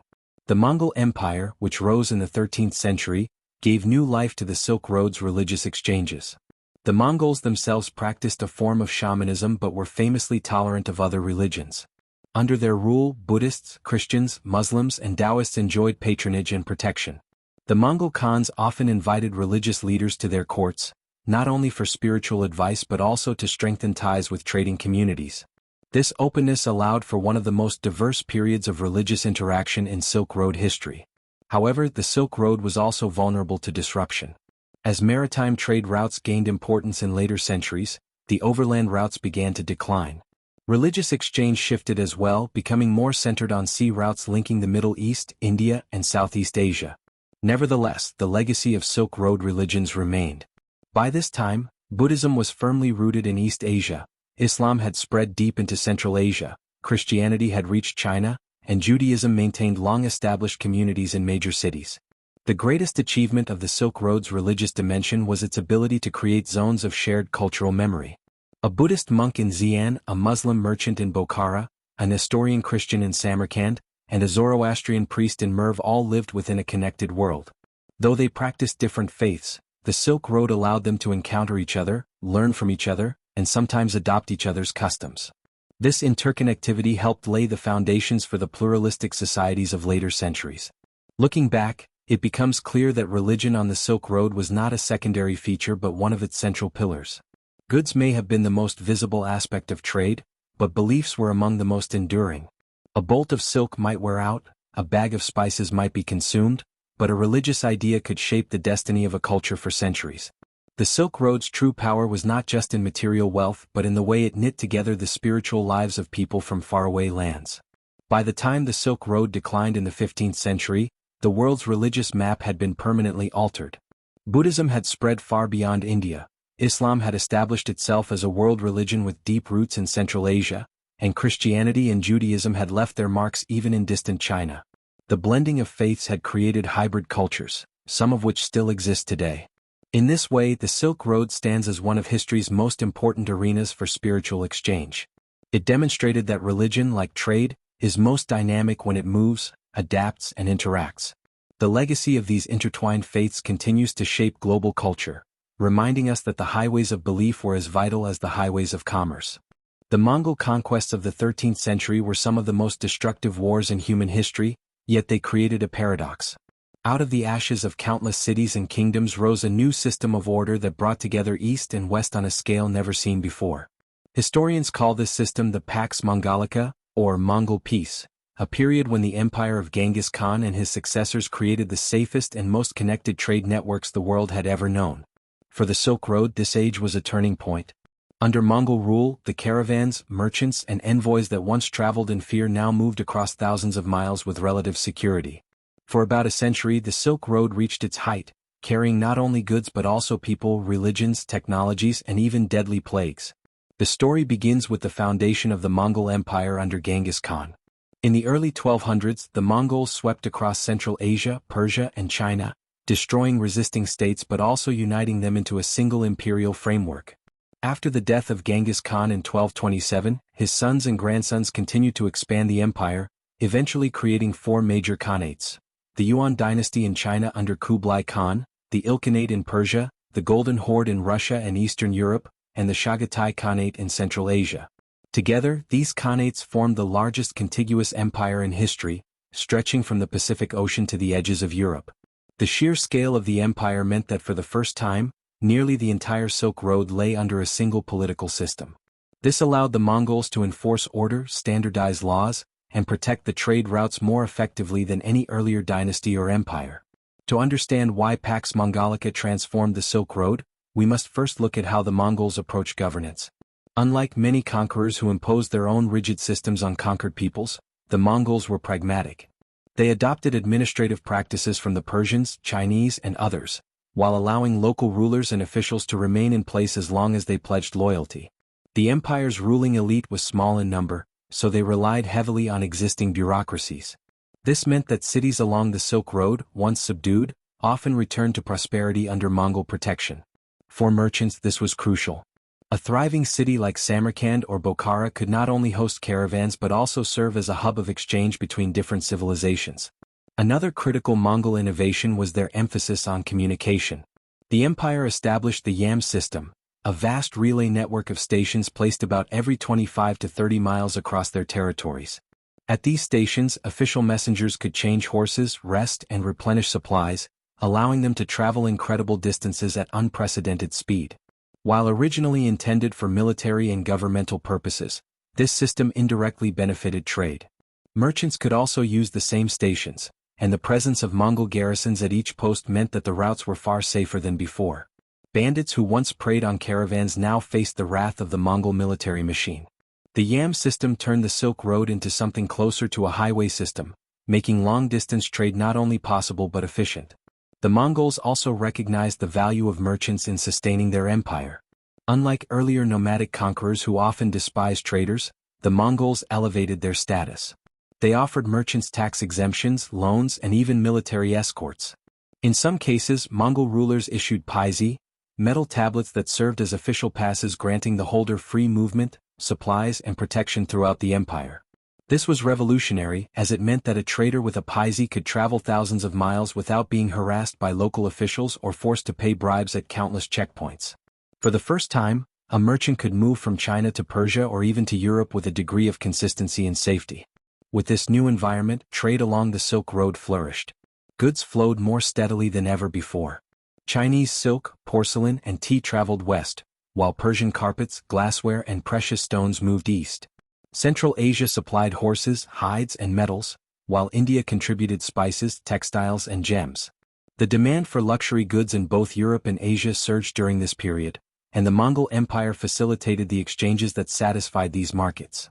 In return, European merchants brought silver, woolen cloth, and other products that found eager buyers in the East. This explosion of trade enriched not only the merchants themselves but also the cities that hosted them. Samarkand, Tabriz, Karakoram, and Kambalik, Beijing, all thrived as cosmopolitan centers where cultures mingled and knowledge was exchanged. The Pax Mongolica also encouraged the movement of people beyond just merchants. Diplomats, missionaries, artisans, and scholars traveled freely across the empire. One of the most famous examples was the Venetian merchant Marco Polo, who journeyed from Venice to the court of Kublai Khan in the late 1200s. His account of the wealth and sophistication of China astonished Europeans and fueled their desire to connect more closely with the East. But Polo was not alone. Franciscan missionaries, Persian scientists, Arab geographers, and artisans of many backgrounds made similar journeys, often under Mongol protection. These exchanges introduced Europe to technologies like gunpowder, paper-making, and advanced navigational techniques, which would later play a role in the Age of Exploration. Cultural and intellectual exchanges were not the only products of Pax Mongolica. Unfortunately, the same networks that carried goods and ideas also carried diseases. The most devastating was the Black Death, the bubonic plague that ravaged Europe, the Middle East and Asia in the mid-14th century. Most historians now agree that the plague spread along the trade routes of the Mongol Empire, likely originating in Central Asia before reaching ports like Kaffa on the Black Sea. From there, it moved into Europe, killing millions and reshaping societies. In this sense, the Mongol unification of Eurasia had unintended consequences, showing how interconnected the world had become. Still, for much of the 13th and early 14th centuries, the benefits of Pax Mongolica outweighed the risks. The empire's vastness created not just a commercial zone but also a political balance. Rival powers like the Abbasid Caliphate, the Song Dynasty, or various European kingdoms had fallen or weakened, leaving the Mongols as the dominant arbiters of long-distance trade. This dominance gave the Silk Road one of its greatest eras of prosperity. Yet it also sowed the seeds of future decline. The prosperity of the Silk Road under the Mongols was tied to the strength of their empire, and as the Khanates began to fragment in the later 14th century, the safety and unity of the routes declined as well. For now, though, in the height of the 1200s and early 1300s, the Mongol Empire created something the world had never experienced. For the first and perhaps only time in pre-modern history, a single empire stretched across the entire Silk Road, ensuring a level of safety and predictability that merchants could scarcely imagine in earlier centuries. It was this moment that truly transformed the Silk Road from a dangerous gamble into a thriving network of global exchange. The heart of Pax Mongolica was not just conquest but integration. For centuries, the Silk Road had been divided by shifting powers and rival states. The Mongols changed this by uniting vast territories into a single imperial framework. This integration allowed new levels of consistency in law, taxation, and administration. Merchants no longer had to navigate dozens of competing kingdoms, each with its own rules, tariffs, and dangers. Instead, a set of standardized practices emerged under Mongol authority. One of the most significant changes was the establishment of common weights and measures. Trade had long been hindered by the fact that what counted as a pound or a measure of grain in one city might mean something entirely different in another. The Mongols, with their pragmatic approach, sought to reduce these discrepancies. They introduced more uniform systems across their empire, simplifying transactions for traders moving across borders. This reduced disputes and increased trust between merchants who might come from vastly different cultures. Taxation was another area of reform. Traditionally, merchants were subject to heavy tolls at every frontier. By the time a caravan moved from one end of the Silk Road to the other, much of its profit could be drained away. The Mongols changed this by reducing tariffs and offering tax exemptions for favored traders. Certain merchant groups were even granted Ordo partnerships, business alliances with the Mongol elite. These partnerships allowed merchants to pool resources, share risks, and receive protection. In return, the Mongol rulers gained reliable revenue streams and access to luxury goods. This mutually beneficial relationship reflected the Mongols' recognition that commerce was a source of power as important as military strength. The Mongols also transformed the infrastructure of trade. Beyond the yam relay system, they invested in repairing and maintaining key caravanserais, large roadside inns where merchants and travelers could rest, resupply, and protect their animals. These caravanserais became crucial links in the chain of Silk Road commerce. In places like Persia and Central Asia, the Mongols rebuilt ruined cities and established new markets. The prosperity of cities such as Bokhara, Samarkand, and Tabriz was directly tied to Mongol support for commerce. These cities became hubs not just for goods, but also for artisans and scholars, who flourished under the patronage of Mongol rulers. Religion also benefited from the relative tolerance of Pax Mongolica. Unlike many earlier empires that enforced a dominant creed, the Mongols were strikingly open to different faiths. Genghis Khan himself had practiced a form of traditional Mongol shamanism, but he and his successors welcomed Buddhists, Muslims, Christians, and others into their domains. This tolerance extended to religious leaders traveling along the Silk Road. Christian missionaries from Europe reached as far as China, while Buddhist monks traveled west into Central Asia. The Islamic world sent scholars and Sufi mystics eastward. The Silk Road during the Mongol period thus became not just a commercial highway but also a spiritual one, where diverse religious traditions mingled and interacted. Art and culture likewise experienced a golden age under Pax Mongolica. The flow of artisans across the empire spread techniques and styles that blended into new forms. Chinese porcelain influenced Persian ceramics, while Persian miniature painting absorbed elements from both Chinese and Central Asian traditions. Metalworking, textiles, and architectural designs circulated widely, producing hybrid styles that would not have been possible without the vast exchange networks of the time. The cosmopolitan cities of the empire were melting pots where Persian poets, Chinese painters, Arab astronomers, and Mongol patrons all mingled. Science and technology spread across the Mongol highways just as quickly as goods and culture. The Chinese invention of gunpowder, for example, reached the Middle East and Europe through these routes, revolutionizing warfare. Papermaking, another Chinese innovation, also spread westward under Mongol rule, transforming literacy and record-keeping in Islamic and European lands. In return, Islamic scholars introduced Mongol rulers to advances in astronomy, medicine, and mathematics. The Ilkhanate court in Persia, for example, became a center of astronomical research, with observatories constructed under Mongol patronage. These intellectual exchanges accelerated the development of science in multiple civilizations, showing how the Silk Road under Pax Mongolica was as much a network of ideas as it was of commerce. Diplomatic relations flourished during this era as well. The Mongol rulers sent embassies to Europe, the Middle East, and beyond, often accompanied by merchants and envoys who doubled as spies or negotiators. For Europeans, the arrival of Mongol envoys was both fascinating and alarming.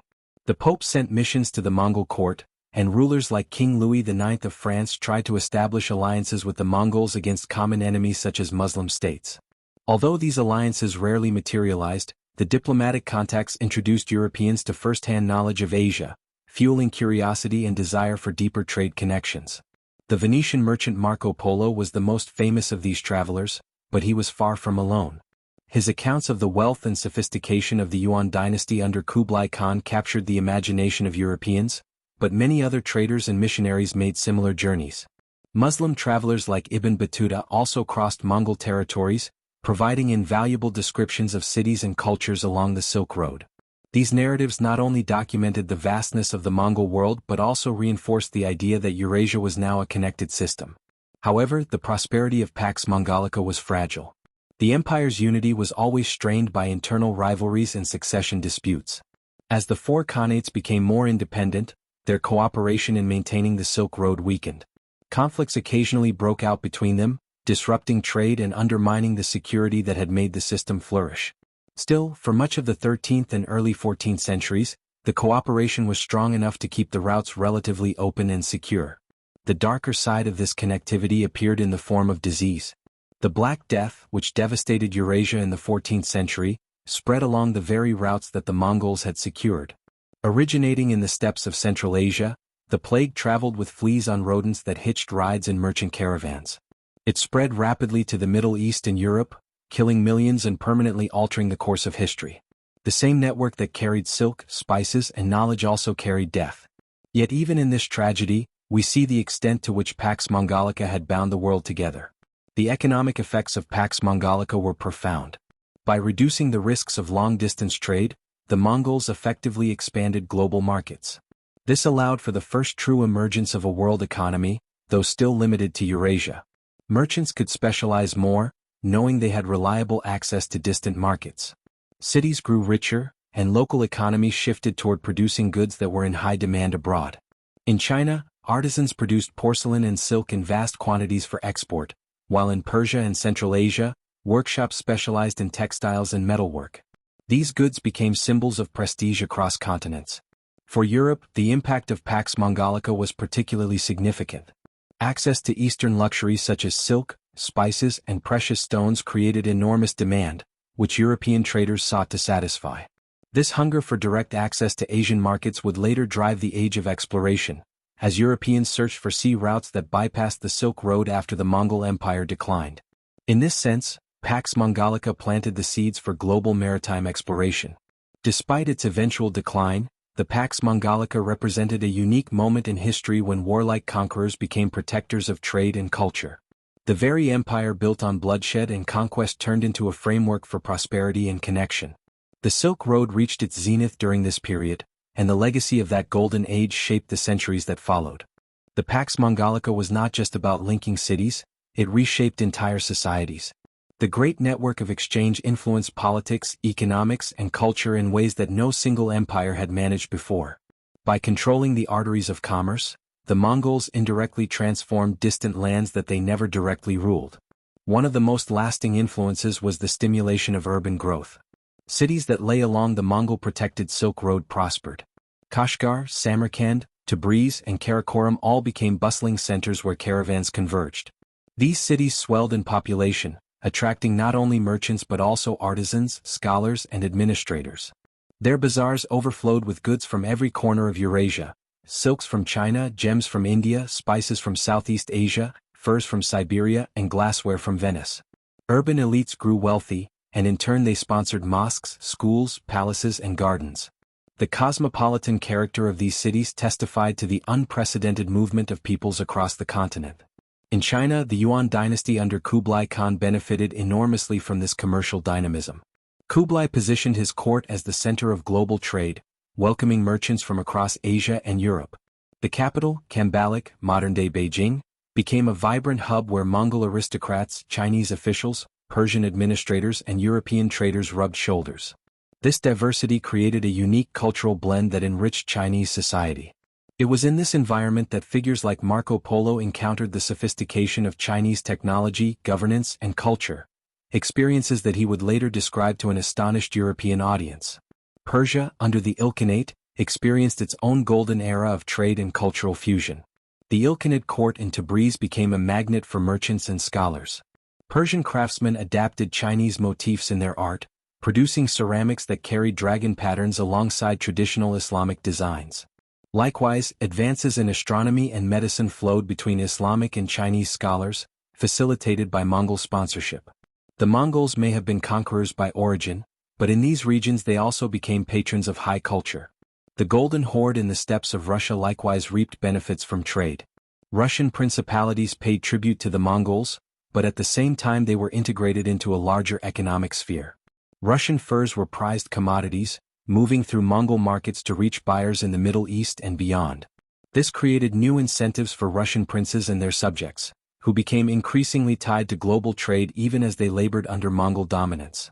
But the Pax Mongolica was not without tension. The Mongols' reliance on commerce as a foundation of power also made their empire vulnerable to shifts in trade patterns. When wars or political rivalries erupted between the different khanates, the Silk Road could quickly become unsafe again. A merchant might find protection in one khanate but hostility in another. For instance, tensions between the Ilkhanate and the Golden Horde disrupted commerce across parts of Eurasia in the late 13th century, undermining the stability that had fueled prosperity. Moreover, the Mongols' heavy taxation in some regions eventually bred resentment. While they promoted trade, they also demanded revenue to sustain their ruling elite in military campaigns. When harvests were poor or taxes became too heavy, populations could revolt. In parts of Persia and China, rebellions flared, sometimes disrupting the very prosperity the Mongols sought to protect. The balance between extraction and support was delicate, and the Mongols did not always maintain it. The fragility of Pax Mongolica was further exposed by the outbreak of the Black Death in the mid-14th century. The plague spread along the Silk Road, devastating populations from Central Asia to Europe. Merchants and caravans carried the disease unknowingly, turning the arteries of commerce into channels of catastrophe. Entire cities were wiped out, and the bustling markets of Eurasia fell silent. In Europe, where the plague killed perhaps one-third of the population, the social and economic order was permanently altered. Ironically, the same networks that had carried wealth and culture also transmitted one of history's greatest disasters. Despite the devastation, the legacy of Pax Mongolica endured. Even as the Mongol Empire fractured, the habit of long-distance exchange had been firmly established. Trade routes that had once seemed perilous were now familiar. Merchants, missionaries, and diplomats had mapped out pathways that future generations would follow. Knowledge of distant lands spread, feeding curiosity and ambition in places like Europe, where the memory of contact with Asia inspired new voyages of discovery. Indeed, one of the most profound effects of Pax Mongolica was the way it reshaped European perspectives. The tales of Marco Polo and others introduced Europeans to the wealth and sophistication of Asia. These stories not only created a demand for Eastern goods but also stoked an ambition to find direct routes to Asia after the Mongol Empire declined. The Age of Exploration, which would see Columbus sail westward and Vasco da Gama round the Cape of Good Hope, was in many ways a response to the earlier age of connectivity established by the Mongols. Without the experience of Pax Mongolica, Europe's appetite for exploration might never have been so strong. On the intellectual front, The exchanges fostered by the Mongols laid foundations for major developments in science and technology. Islamic astronomy influenced Chinese practices, while Chinese printing techniques slowly filtered westward. Gunpowder weapons, first used extensively by the Mongols themselves, spread into the Middle East and Europe, transforming warfare. The Mongol postal and relay systems provided models for later communication networks. Even the practice of granting safe-conduct passports to travelers anticipated the modern idea of diplomatic immunity. These legacies were subtle but enduring, showing how Mongol pragmatism left a lasting imprint. Religion too was shaped by the Mongol experience. The openness of the Mongols to multiple faiths encouraged cross-cultural dialogue. While they did not impose a single religion, their policies allowed Buddhism, Islam, Christianity, and other traditions to spread along the Silk Road. The Catholic missions that reached China during the Han Dynasty, though short-lived, were a remarkable feat made possible only under Mongol patronage. Similarly, the spread of Islam into Central and East Asia was accelerated by the relative freedom of movement during Pax Mongolica. The religious map of Eurasia was permanently influenced by these exchanges. Yet the decline of Pax Mongolica was inevitable. The empire's vastness, combined with internal rivalries, gradually eroded unity. By the late 14th century, the once coherent network of khanates had splintered. The rise of new powers, such as the Timurids in Central Asia, introduced further instability.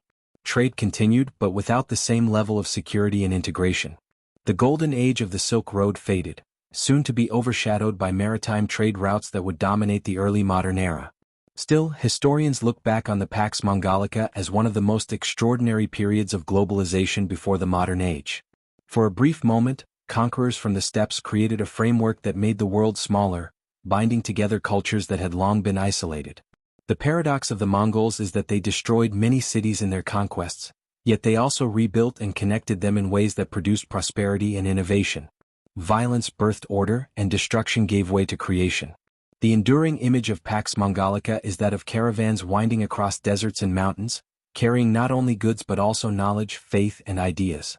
In the markets of Samarkand, a Persian merchant might haggle with a Chinese trader, while a Venetian traveler listened and learned. In the libraries of Tabriz, scholars might compare Arabic treatises with Chinese texts. In the courts of Kublai Khan, foreign envoys from far-off lands presented gifts and sought favor. The world was, for the first time, truly interconnected on a continental scale. The lessons of Pax Mongolica are as relevant today as they were in the 13th century. The story shows that connectivity brings both opportunity and risk. Trade and cultural exchange can produce prosperity, but they can also transmit crises, as seen in the Black Death. Empires can foster cooperation, but their stability is often fragile. The Mongols, often remembered only as warriors, remind us that history is rarely one-dimensional. They were destroyers and builders, conquerors and patrons, feared warriors and pragmatic rulers. By the mid-14th century, as the Mongol Empire receded, the golden age of the Silk Road also dimmed. Yet its memory persisted. The routes the Mongols had protected remained etched into the landscape and into the imagination of the world. In time, ships would replace caravans, and oceans would replace deserts as the highways of global trade. But the Pax Mongolica stands as a milestone in the story of globalization, when for the first time in history, a single power stitched together the continents of Eurasia. In the end, the legacy of Pax Mongolica is not just the prosperity it created but the vision it represents. A vision of a connected world. Across thousands of miles, from the Pacific to the Mediterranean, people who had once been strangers encountered one another, exchanged goods and ideas, and reshaped their civilizations. The Mongols, who began as nomadic warriors, became the unlikely architects of one of history's most significant ages of exchange. That paradox is what makes the Pax Mongolica not merely a chapter in the Mongol saga, but a defining moment in the shared history of humanity. The Silk Road, which for centuries had been the lifeline of trade, ideas, and cultural interaction between East and West, began to face challenges during the late medieval and early modern periods. The same routes that once carried silk, spices, porcelain, paper, and gunpowder across Asia gradually lost their importance as new political, economic, and technological forces reshaped global trade. The decline of the Silk Road was not sudden. It was a long process influenced by multiple factors: wars, the fragmentation of empires, changing consumer demands, and above all, the rise of maritime trade. One of the earliest signs of decline came with the weakening of the Mongol Empire. During the Pax Mongolica in the 13th and early 14th centuries, the Silk Road had been at its most secure. Caravans moved safely under Mongol protection, and merchants from Italy, Persia, India, and China flourished.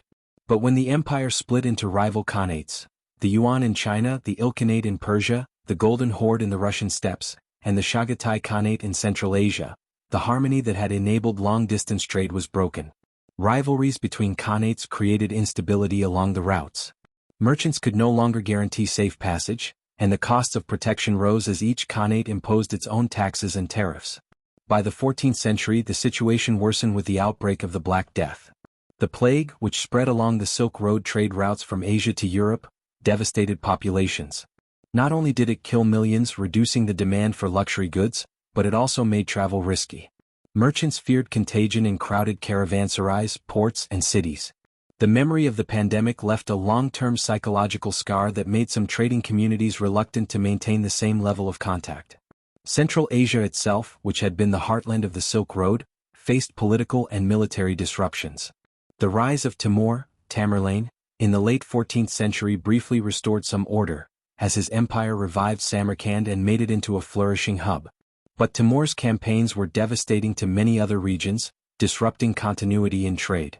His empire also fragmented quickly after his death in 1405, leaving Central Asia divided again. Meanwhile, new powers emerged around the Silk Road that shifted the dynamics of trade.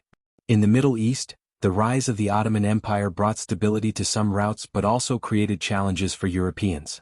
The Ottomans controlled key cities like Constantinople, later Istanbul, and imposed heavy taxes on goods passing through. This made spices, silk, and other Eastern products increasingly expensive in Europe. European kingdoms, particularly Portugal and Spain, began to search for alternative ways to reach Asia without relying on overland intermediaries. This desire for direct access to the wealth of the East was one of the driving forces behind the Age of Exploration. In China, the fall of the Yuan Dynasty in 1368 and the rise of the Ming Dynasty also affected trade. The Ming emperors were cautious about foreign influence and gradually restricted certain types of international commerce. Although Zheng He's famous maritime expeditions in the early 15th century temporarily expanded Chinese sea power, later emperors ended these ventures and emphasized a more inward-looking policy. This limited the flow of Chinese goods to foreign traders through official channels, though smuggling and private trade continued. Another critical factor in the decline of the Silk Road was technological advancement in shipping and navigation. By the late 15th century, European mariners had developed new techniques that made long sea voyages more feasible. The invention of the caravel, improvements in map-making, and the use of the magnetic compass gave sailors greater confidence to travel beyond coastal waters. The Portuguese pioneered routes around Africa, reaching India by sea in 1498 when Vasco da Gama landed at Calicut. This breakthrough provided Europeans with a direct maritime route to the Indian Ocean, bypassing the long and costly caravan routes of Central Asia. Once maritime routes opened, goods could be transported in bulk more cheaply and with fewer risks. A single ship could carry the equivalent of dozens of caravans, and although sea voyages were not without danger, the profits were far greater. Spices, which had been some of the most prized goods of the Silk Road, could now be brought directly from Southeast Asia to European markets. Silk, porcelain, and tea could also eventually move by sea. The economic logic increasingly favored maritime trade over land caravans.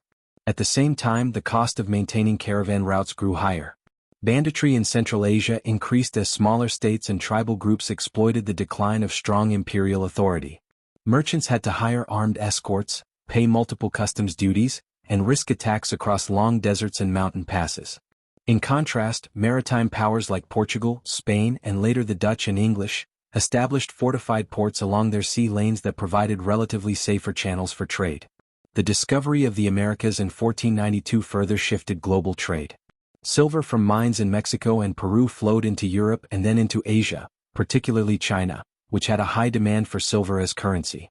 This Atlantic-centered economy reduced the reliance on traditional east-west overland routes. Europe's orientation turned increasingly toward maritime empires rather than continental exchanges. The Silk Road was not completely abandoned during this time. Local and regional trade continued in parts of Central Asia, linking nomadic herders, settled farmers, and urban merchants. Cities like Bokhara, Samarkand, and Kashgar still played roles as trading centers, but their influence was regional rather than global. By the 16th and 17th centuries, they had become shadows of their former glory. Religions, cultures, and ideas also continued to move, though not with the same intensity as during the height of the Silk Road. Islam spread further into Central and South Asia, while Sufi networks maintained spiritual exchanges across the region. But the larger cultural and economic significance of the Silk Road had already begun to fade. The maritime networks of the Indian Ocean and beyond had become the new arteries of world trade. The decline of the Silk Road was thus not a single event but a gradual transformation. It reflected the shift from an old world system based on overland connections to a new global system dominated by sea routes. The footsteps of the caravans faded, not because people stopped traveling, but because the great caravans were no longer the most efficient or profitable means of moving wealth across continents. The rise of the seas had changed the balance of power and commerce forever. The story of this decline reveals much about the adaptability of human societies. Traders, rulers, and explorers did not abandon exchange, they simply redirected it. The Silk Road, once the unrivaled path of goods and ideas, gave way to oceans that connected continents on a far larger scale. This was not only the end of an era but also the beginning of a new chapter in world history. The decline of the Silk Road must also be understood in terms of the changing patterns of political power across Asia and Europe. The great empires that had once sustained the caravan networks either fragmented or reoriented their economies, leaving fewer incentives to maintain the costly infrastructure of overland trade. The story of this decline is thus tied closely to shifting centers of power, new technologies, and the expansion of global horizons. In Central Asia, which had long been the beating heart of the Silk Road, the political fragmentation after the fall of Timur's empire left the region divided among smaller khanates and tribal confederations. The Uzbek Khanate took control of Samarkand and Bokhara in the early 16th century, while other groups controlled Kashgar and the Fergana Valley. These states relied on caravan trade for part of their wealth but lacked the resources to enforce security along long stretches of the road. Merchants had to pay multiple tolls as they passed through each territory. For a caravan carrying silk, porcelain, or spices, these accumulated costs often made the overland route less profitable than maritime transport. The Ottoman Empire, which rose to prominence after the capture of Constantinople in 1453, played a particularly important role in reshaping global trade. By controlling the eastern Mediterranean and the key land routes between Europe and Asia, the Ottomans could dictate terms of exchange. Goods arriving from Persia or Central Asia passed through Ottoman territory before reaching Europe. The heavy duties imposed by Ottoman officials made spices and silks prohibitively expensive in European markets. This economic pressure was one of the central motivations for Iberian states to search for alternative sea routes. The Age of Exploration was therefore not simply a story of European curiosity or technological innovation. It was also a response to the growing dominance of the Ottomans over traditional land corridors. At the same time, the Safavid Empire in Persia sought to control its share of Silk Road traffic. The Safavids promoted Isfahan as a commercial center and maintained links with India, Central Asia, and the Ottoman Empire. Yet their constant rivalry with the Ottomans meant that wars frequently disrupted trade routes across Mesopotamia and Anatolia. For merchants, the prospect of losing caravans to warfare made maritime routes even more attractive. In South Asia, the rise of the Mongol Empire in the 16th century created a flourishing internal market and stimulated connections with the Indian Ocean world. The Moguls were great patrons of trade, and India became a vital exporter of textiles, spices, and precious stones. But the goods of India increasingly reached the world not through the overland caravans of Central Asia but through maritime networks controlled by Portuguese, Dutch, and later English and French traders. Ports like Goa, Surat, and later Calcutta became far more important to international trade than overland caravanserais. China also illustrates the gradual reorientation from land to sea. The early Ming emperors encouraged domestic stability and agricultural development, limiting some of the earlier openness of the Han Dynasty. Although foreign merchants continued to come to Chinese ports, the Ming imposed restrictions on official overseas trade after the mid-15th century. This paradoxically created opportunities for European maritime powers, who, despite initial resistance, gradually inserted themselves into East Asian trade. By the time the Portuguese established Macau as a trading post in the 16th century, the Silk Road had already lost much of its global significance. Chinese silk, porcelain, and tea now reached Europe via ships rather than caravans. Another key factor in the decline of the Silk Road was the sheer scale and efficiency of maritime commerce. A camel caravan might take several months to travel from Xi'an to the Mediterranean, moving through deserts, steppes, and mountains, and facing risks of robbery or natural disaster. A European ship, by contrast, could load cargo in Calicut or Malacca and reach Lisbon in less time, carrying far larger quantities of goods. The economics favored the sea, especially after improvements in navigation and shipbuilding reduced the risks of long voyages. The discovery of wind patterns and ocean currents played a critical role in this shift. European sailors learned to harness the monsoon winds of the Indian Ocean, which allowed them to time voyages with seasonal regularity. The Atlantic gyres enabled ships to cross the ocean more predictably. Such knowledge, combined with the compass, astrolabe, and better charts, gave maritime traders a degree of reliability that caravans could rarely match. Europe's demand for Asian luxuries also changed the balance of trade. Spices remained in high demand, particularly pepper, cloves, nutmeg, and cinnamon. These products, grown only in Southeast Asia, could be carried more effectively by ship. Textiles from India, such as cotton cloth, also moved by maritime routes. Over time, even Chinese silk became less central to European trade as new materials and fashions emerged. The very term Silk Road reflects the importance of silk in the earlier era, but by the 16th century the demand for spices, textiles, sugar, and eventually tea dominated European markets. The flow of silver from the New World into Asia further altered the geography of trade. After the Spanish established colonies in the Americas, vast amounts of silver were extracted, particularly from mines in Potosí, in present-day Bolivia, and Mexico. This silver became the basis of European transactions with Asia. Chinese merchants in particular demanded silver in exchange for goods, creating a global network that linked the Americas, Europe, and Asia through maritime exchange. The Silk Road, by comparison, could not provide the same scale of interconnectedness. Religion and culture also reflected these shifts. While Islam had once spread vigorously along caravan routes into Central Asia, South Asia, and beyond, the maritime networks of the early modern era became just as important for the spread of faith. Islam spread further into Southeast Asia by sea, carried by merchants and Sufi scholars who sailed between India, Arabia, and the Indonesian archipelago. Christianity, carried by missionaries who accompanied European sailors, also expanded its presence in Asia during this time. Buddhism, which had earlier flourished across the Silk Road, retained influence in Tibet, Mongolia, and China but no longer spread along the caravans with the same vigor as before. Even artistic and scientific exchanges began to follow new paths. Whereas the Silk Road had once been the channel through which papermaking, gunpowder, and printing moved westward, the new era saw knowledge travel increasingly by maritime routes. European Renaissance science and technology reached Asia through the sea, while Asian medical texts, maps, and instruments arrived in Europe in similar ways. The intellectual road had shifted, just as the commercial one had. By the 17th century, the Silk Road existed mainly as a regional network. Caravans still linked the nomads of the Central Asian steppe with urban centers, supplying livestock, textiles, and small luxury items. Pilgrims continued to move along certain routes, especially those traveling to Mecca from Central Asia.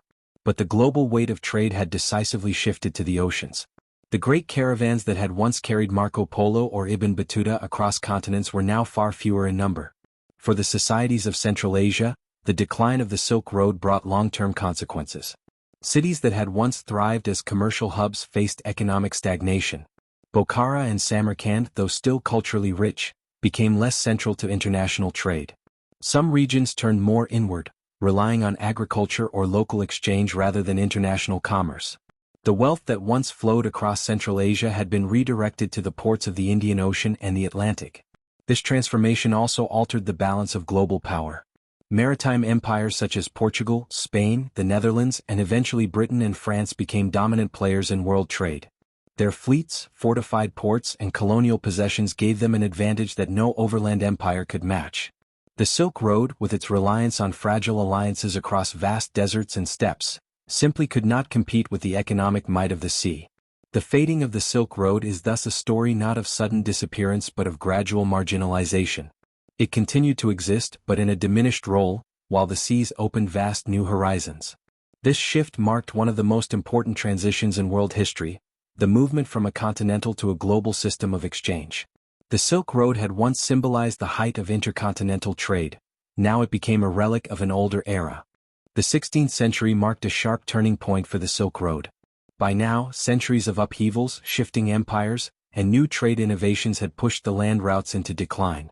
The Mongol collapse had already fragmented the once secure passageways.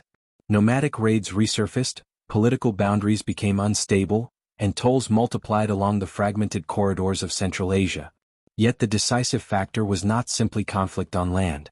It was the ocean that ultimately drew merchants away from the old roads. European states, armed with navigational advances, began searching for direct sea access to Asia. The discovery of new routes bypassed the Silk Road entirely.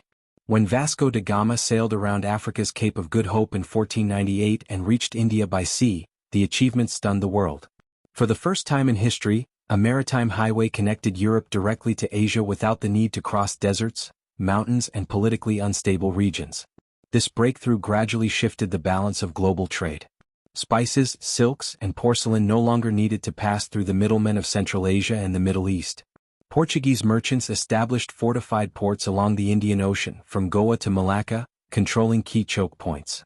Venice, which had long depended on caravan trade through the Levant, saw its power diminish as northern European powers now had access to Asian goods directly. The Ottoman Empire also contributed to the Silk Road's weakening. After capturing Constantinople in 1453, the Ottomans imposed heavy taxes on goods passing through their territory. Their growing control over the eastern Mediterranean increased the cost of overland trade, discouraging Europeans and fueling their investment in maritime expeditions. What the Ottomans believed to be a strengthening of their control indirectly accelerated the Silk Road's obsolescence. Meanwhile, the maritime world expanded rapidly. The Spanish established their transatlantic empire, connecting Europe with the Americas and later to Asia through the Manila galleons. The Portuguese dominated early sea lanes, followed by the Dutch and English, who built commercial empires stretching across the oceans. Ports like Lisbon, Amsterdam, and London emerged as new global centers of trade, eclipsing the once mighty caravan cities of Samarkand, Bokhara, and Kashgar. The decline of the Silk Road was not sudden but gradual. Many caravan towns continued to thrive into the 17th century, particularly those connected to regional trade. Local merchants still exchanged textiles, livestock, and raw materials. Yet the great international flow of luxury goods that once defined the route had largely shifted to the seas. The traditional camel caravans dwindled in size and frequency. In time, some Silk Road cities shrank into obscurity, their grand bazaars silent, their inns empty. Another factor in the decline was technological. Maritime transport proved more efficient. A single ship could carry the cargo of several hundred camels, at a fraction of the cost and with fewer risks. Although sea voyages were dangerous in their own right, storms, piracy, and shipwrecks, successful voyages promised enormous profits. European merchants quickly recognized the advantage, and their monarchs invested heavily in naval power. The cultural consequences were also profound. For centuries, the Silk Road had served as the great artery of cross-cultural exchange. With its decline, interactions between distant civilizations slowed. Ideas, religions, and artistic styles no longer flowed with the same intensity. Instead, the maritime empires facilitated a new kind of cultural interaction, often shaped by colonialism and conquest rather than voluntary exchange. Missionaries accompanied explorers, spreading Christianity in Africa, the Americas, and Asia. At the same time, European art, science, and technology began to influence other continents more directly. Yet the memory of the Silk Road did not disappear. Even as maritime routes dominated, travelers and geographers still evoked the romance of the ancient road. Explorers like Marco Polo became legendary figures in European imagination, symbols of an earlier age of adventure. Cartographers continued to mark Central Asia as a mysterious region, filled with desert kingdoms, nomadic tribes, and hidden cities. In many ways, the Silk Road became a mythic reference point, a reminder of human interconnectedness across vast distances. The 18th and 19th centuries brought another layer of transformation. European colonial expansion reached deep into Asia, reshaping economies and societies. Railways and steamships became the new engines of global commerce. Ironically, the same regions once central to the Silk Road were bypassed again as industrial technologies connected Europe to Asia through entirely new systems. The Suez Canal, completed in 1869, became the modern replacement of the Silk Road, providing a rapid maritime shortcut between the Mediterranean and the Indian Ocean. Still, remnants of the old road endured. Local trade networks persisted, adapted to new realities. Nomadic herders continued to move livestock across steppe regions. Small-scale caravans still linked villages and regional markets. Many of the caravanserais, once bustling inns for merchants, remained as ruins, silent witnesses of a vanished era. In some places, ancient trade routes transformed into pilgrimage paths, connecting shrines and holy sites rather than markets. By the 20th century, the Silk Road existed primarily in historical memory. Scholars, archaeologists, and explorers began to retrace its paths, uncovering buried cities, manuscripts, and art that testified to its once vital role. The road's legacy was reinterpreted not as a simple trade route but as a symbol of cultural dialogue and human mobility. In literature and academia, the Silk Road became shorthand for the interconnectedness of civilizations. The modern age revived interest in the Silk Road in new ways. With the rise of globalization, nations once again emphasized the importance of connectivity. China in particular drew upon the legacy of the ancient road in its Belt and Road Initiative, launched in the 21st century. By invoking the Silk Road, modern policymakers linked their projects to a long tradition of exchange and cooperation. Thus, while the original Silk Road faded, its idea endured. The decline of caravan trade did not erase its historical importance. Instead, the Silk Road lived on as a cultural and political metaphor, shaping how generations understood the past and imagined future connections. The rise of maritime trade reshaped the global economy and ended the dominance of overland routes. But the Silk Road left behind an enduring impact. It proved that human societies could thrive through exchange, that distant worlds could influence one another, and that the pursuit of goods and ideas could build bridges across continents. Its fading footsteps remind us that while economic systems may change, the desire for connection remains constant in human history. Religion remains another area profoundly marked by the Silk Road. Buddhism spread into East Asia, Islam expanded into Central Asia and China, and Christianity found small but significant communities along the road. The blending of spiritual traditions created new forms of art, architecture, and ritual. Even after the decline of the caravans, these religions carried forward the influences absorbed during their centuries of travel. For example, Buddhist statues in China display Greek artistic influence from the Hellenistic world, while Islamic calligraphy found in Central Asia sometimes adopted patterns from Chinese aesthetics. Today, when people discuss religious tolerance and interfaith dialogue, they can find early precedents in the Silk Road experience. In the modern economic order, the Silk Road has been reimagined as both inspiration and strategy. China's Belt and Road Initiative, BRI, launched in the 21st century, explicitly invokes the ancient road. Through massive infrastructure projects, railways, highways, ports, and energy pipelines, China seeks to rebuild old connections in a modern form. This initiative reflects not only economic ambition but also a desire to reclaim historical identity, positioning China once again at the center of global trade. Critics see it as a tool of political influence, but supporters argue it fosters cooperation and development. Either way, the use of Silk Road in its name shows how the ancient legacy continues to resonate with modern policymakers. Technology has added yet another layer. The digital Silk Road has become a common term for internet connectivity, data flows, and telecommunications networks linking Asia, Europe, and Africa. Fiber optic cables, satellites, and 5G networks now replace camels and caravans, but the metaphor remains the same: building channels of communication across continents. Just as silk once carried cultural influence, today digital platforms carry music, films, ideas, and even political messages. The old road has been reborn in cyberspace. Tourism also thrives on the legacy of the Silk Road. Travelers today seek to walk in the footsteps of ancient merchants, visiting ruins, bazaars, and mosques that once welcomed caravans. International organizations such as UNESCO promote the Silk Road as a shared heritage of humanity. Cultural festivals, exhibitions, and academic conferences celebrate its history, using it as a tool for global unity. In this sense, the road continues to bring people together not through trade but through memory and identity. One cannot ignore the lessons of decline as part of its legacy.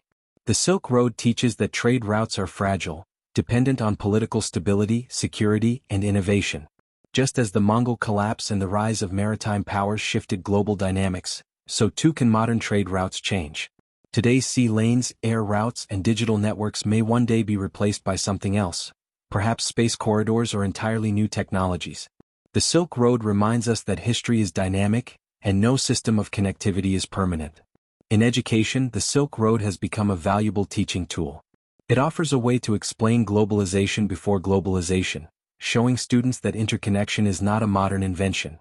It highlights themes of cooperation, diversity, and adaptation. Many schools and universities now include Silk Road studies in their programs, ensuring that new generations recognize the contributions of this great historical artery. Finally, the greatest legacy of the Silk Road is philosophical. It demonstrates that human beings have always sought contact beyond borders, driven by curiosity, necessity, and ambition. The caravans of the past were not only carrying silk or spices, they were carrying trust, ideas, and hope. Every handshake in a bazaar, every shared meal in a caravanserai, and every translation of a sacred text was part of a larger human story. That story did not end when the road declined. It continues today in every international meeting, every cultural exchange, and every attempt to bridge divides. The Silk Road is no longer a living trade network, but its spirit endures in countless forms. From the architecture of ancient cities to the policies of modern governments, from the spices in kitchens to the fiber optic cables under oceans, the echoes of the Silk Road resound across time. It reminds the modern world that our greatest strength lies in connection, and that the journey of humanity has always been one of shared roads, shared struggles, and shared dreams. The Silk Road may have physically faded centuries ago, but its memory and impact have never disappeared. In fact, its echoes continue to shape the modern world in political, economic, and cultural ways. What was once a vast network of desert tracks, caravanserais, and mountain passes has now become a powerful metaphor for human connection and cooperation. To understand its legacy, one must look at how the road influenced history long after its decline, and how it still resonates today. The first layer of its legacy lies in cultural exchange. The Silk Road proved that societies, no matter how distant, could influence one another. When Chinese silk reached Rome, it changed fashion and taste in Europe. When Buddhism traveled from India through Central Asia into China, it altered the religious landscape of East Asia permanently. Islamic science, mathematics, and medicine moved westward, transforming European learning. These exchanges showed that no civilization exists in isolation, and modern globalization can be seen as a continuation of these earlier interactions. Today, when goods, ideas, and technologies move rapidly across continents, the Silk Road stands as the earliest blueprint of such global integration. Another enduring legacy is visible in the cities that once flourished along its path. Samarkand, Bokhara, Xi'an, and Kashgar may not hold the same strategic role today, but their architecture, bazaars, and cultural traditions still bear witness to the road's importance. Tourists, archaeologists, and historians flock to these places to witness remnants of their former glory. The Rajasthan of Samarkand, with its grand madrasas, reminds the world of the wealth and learning the Silk Road once sustained.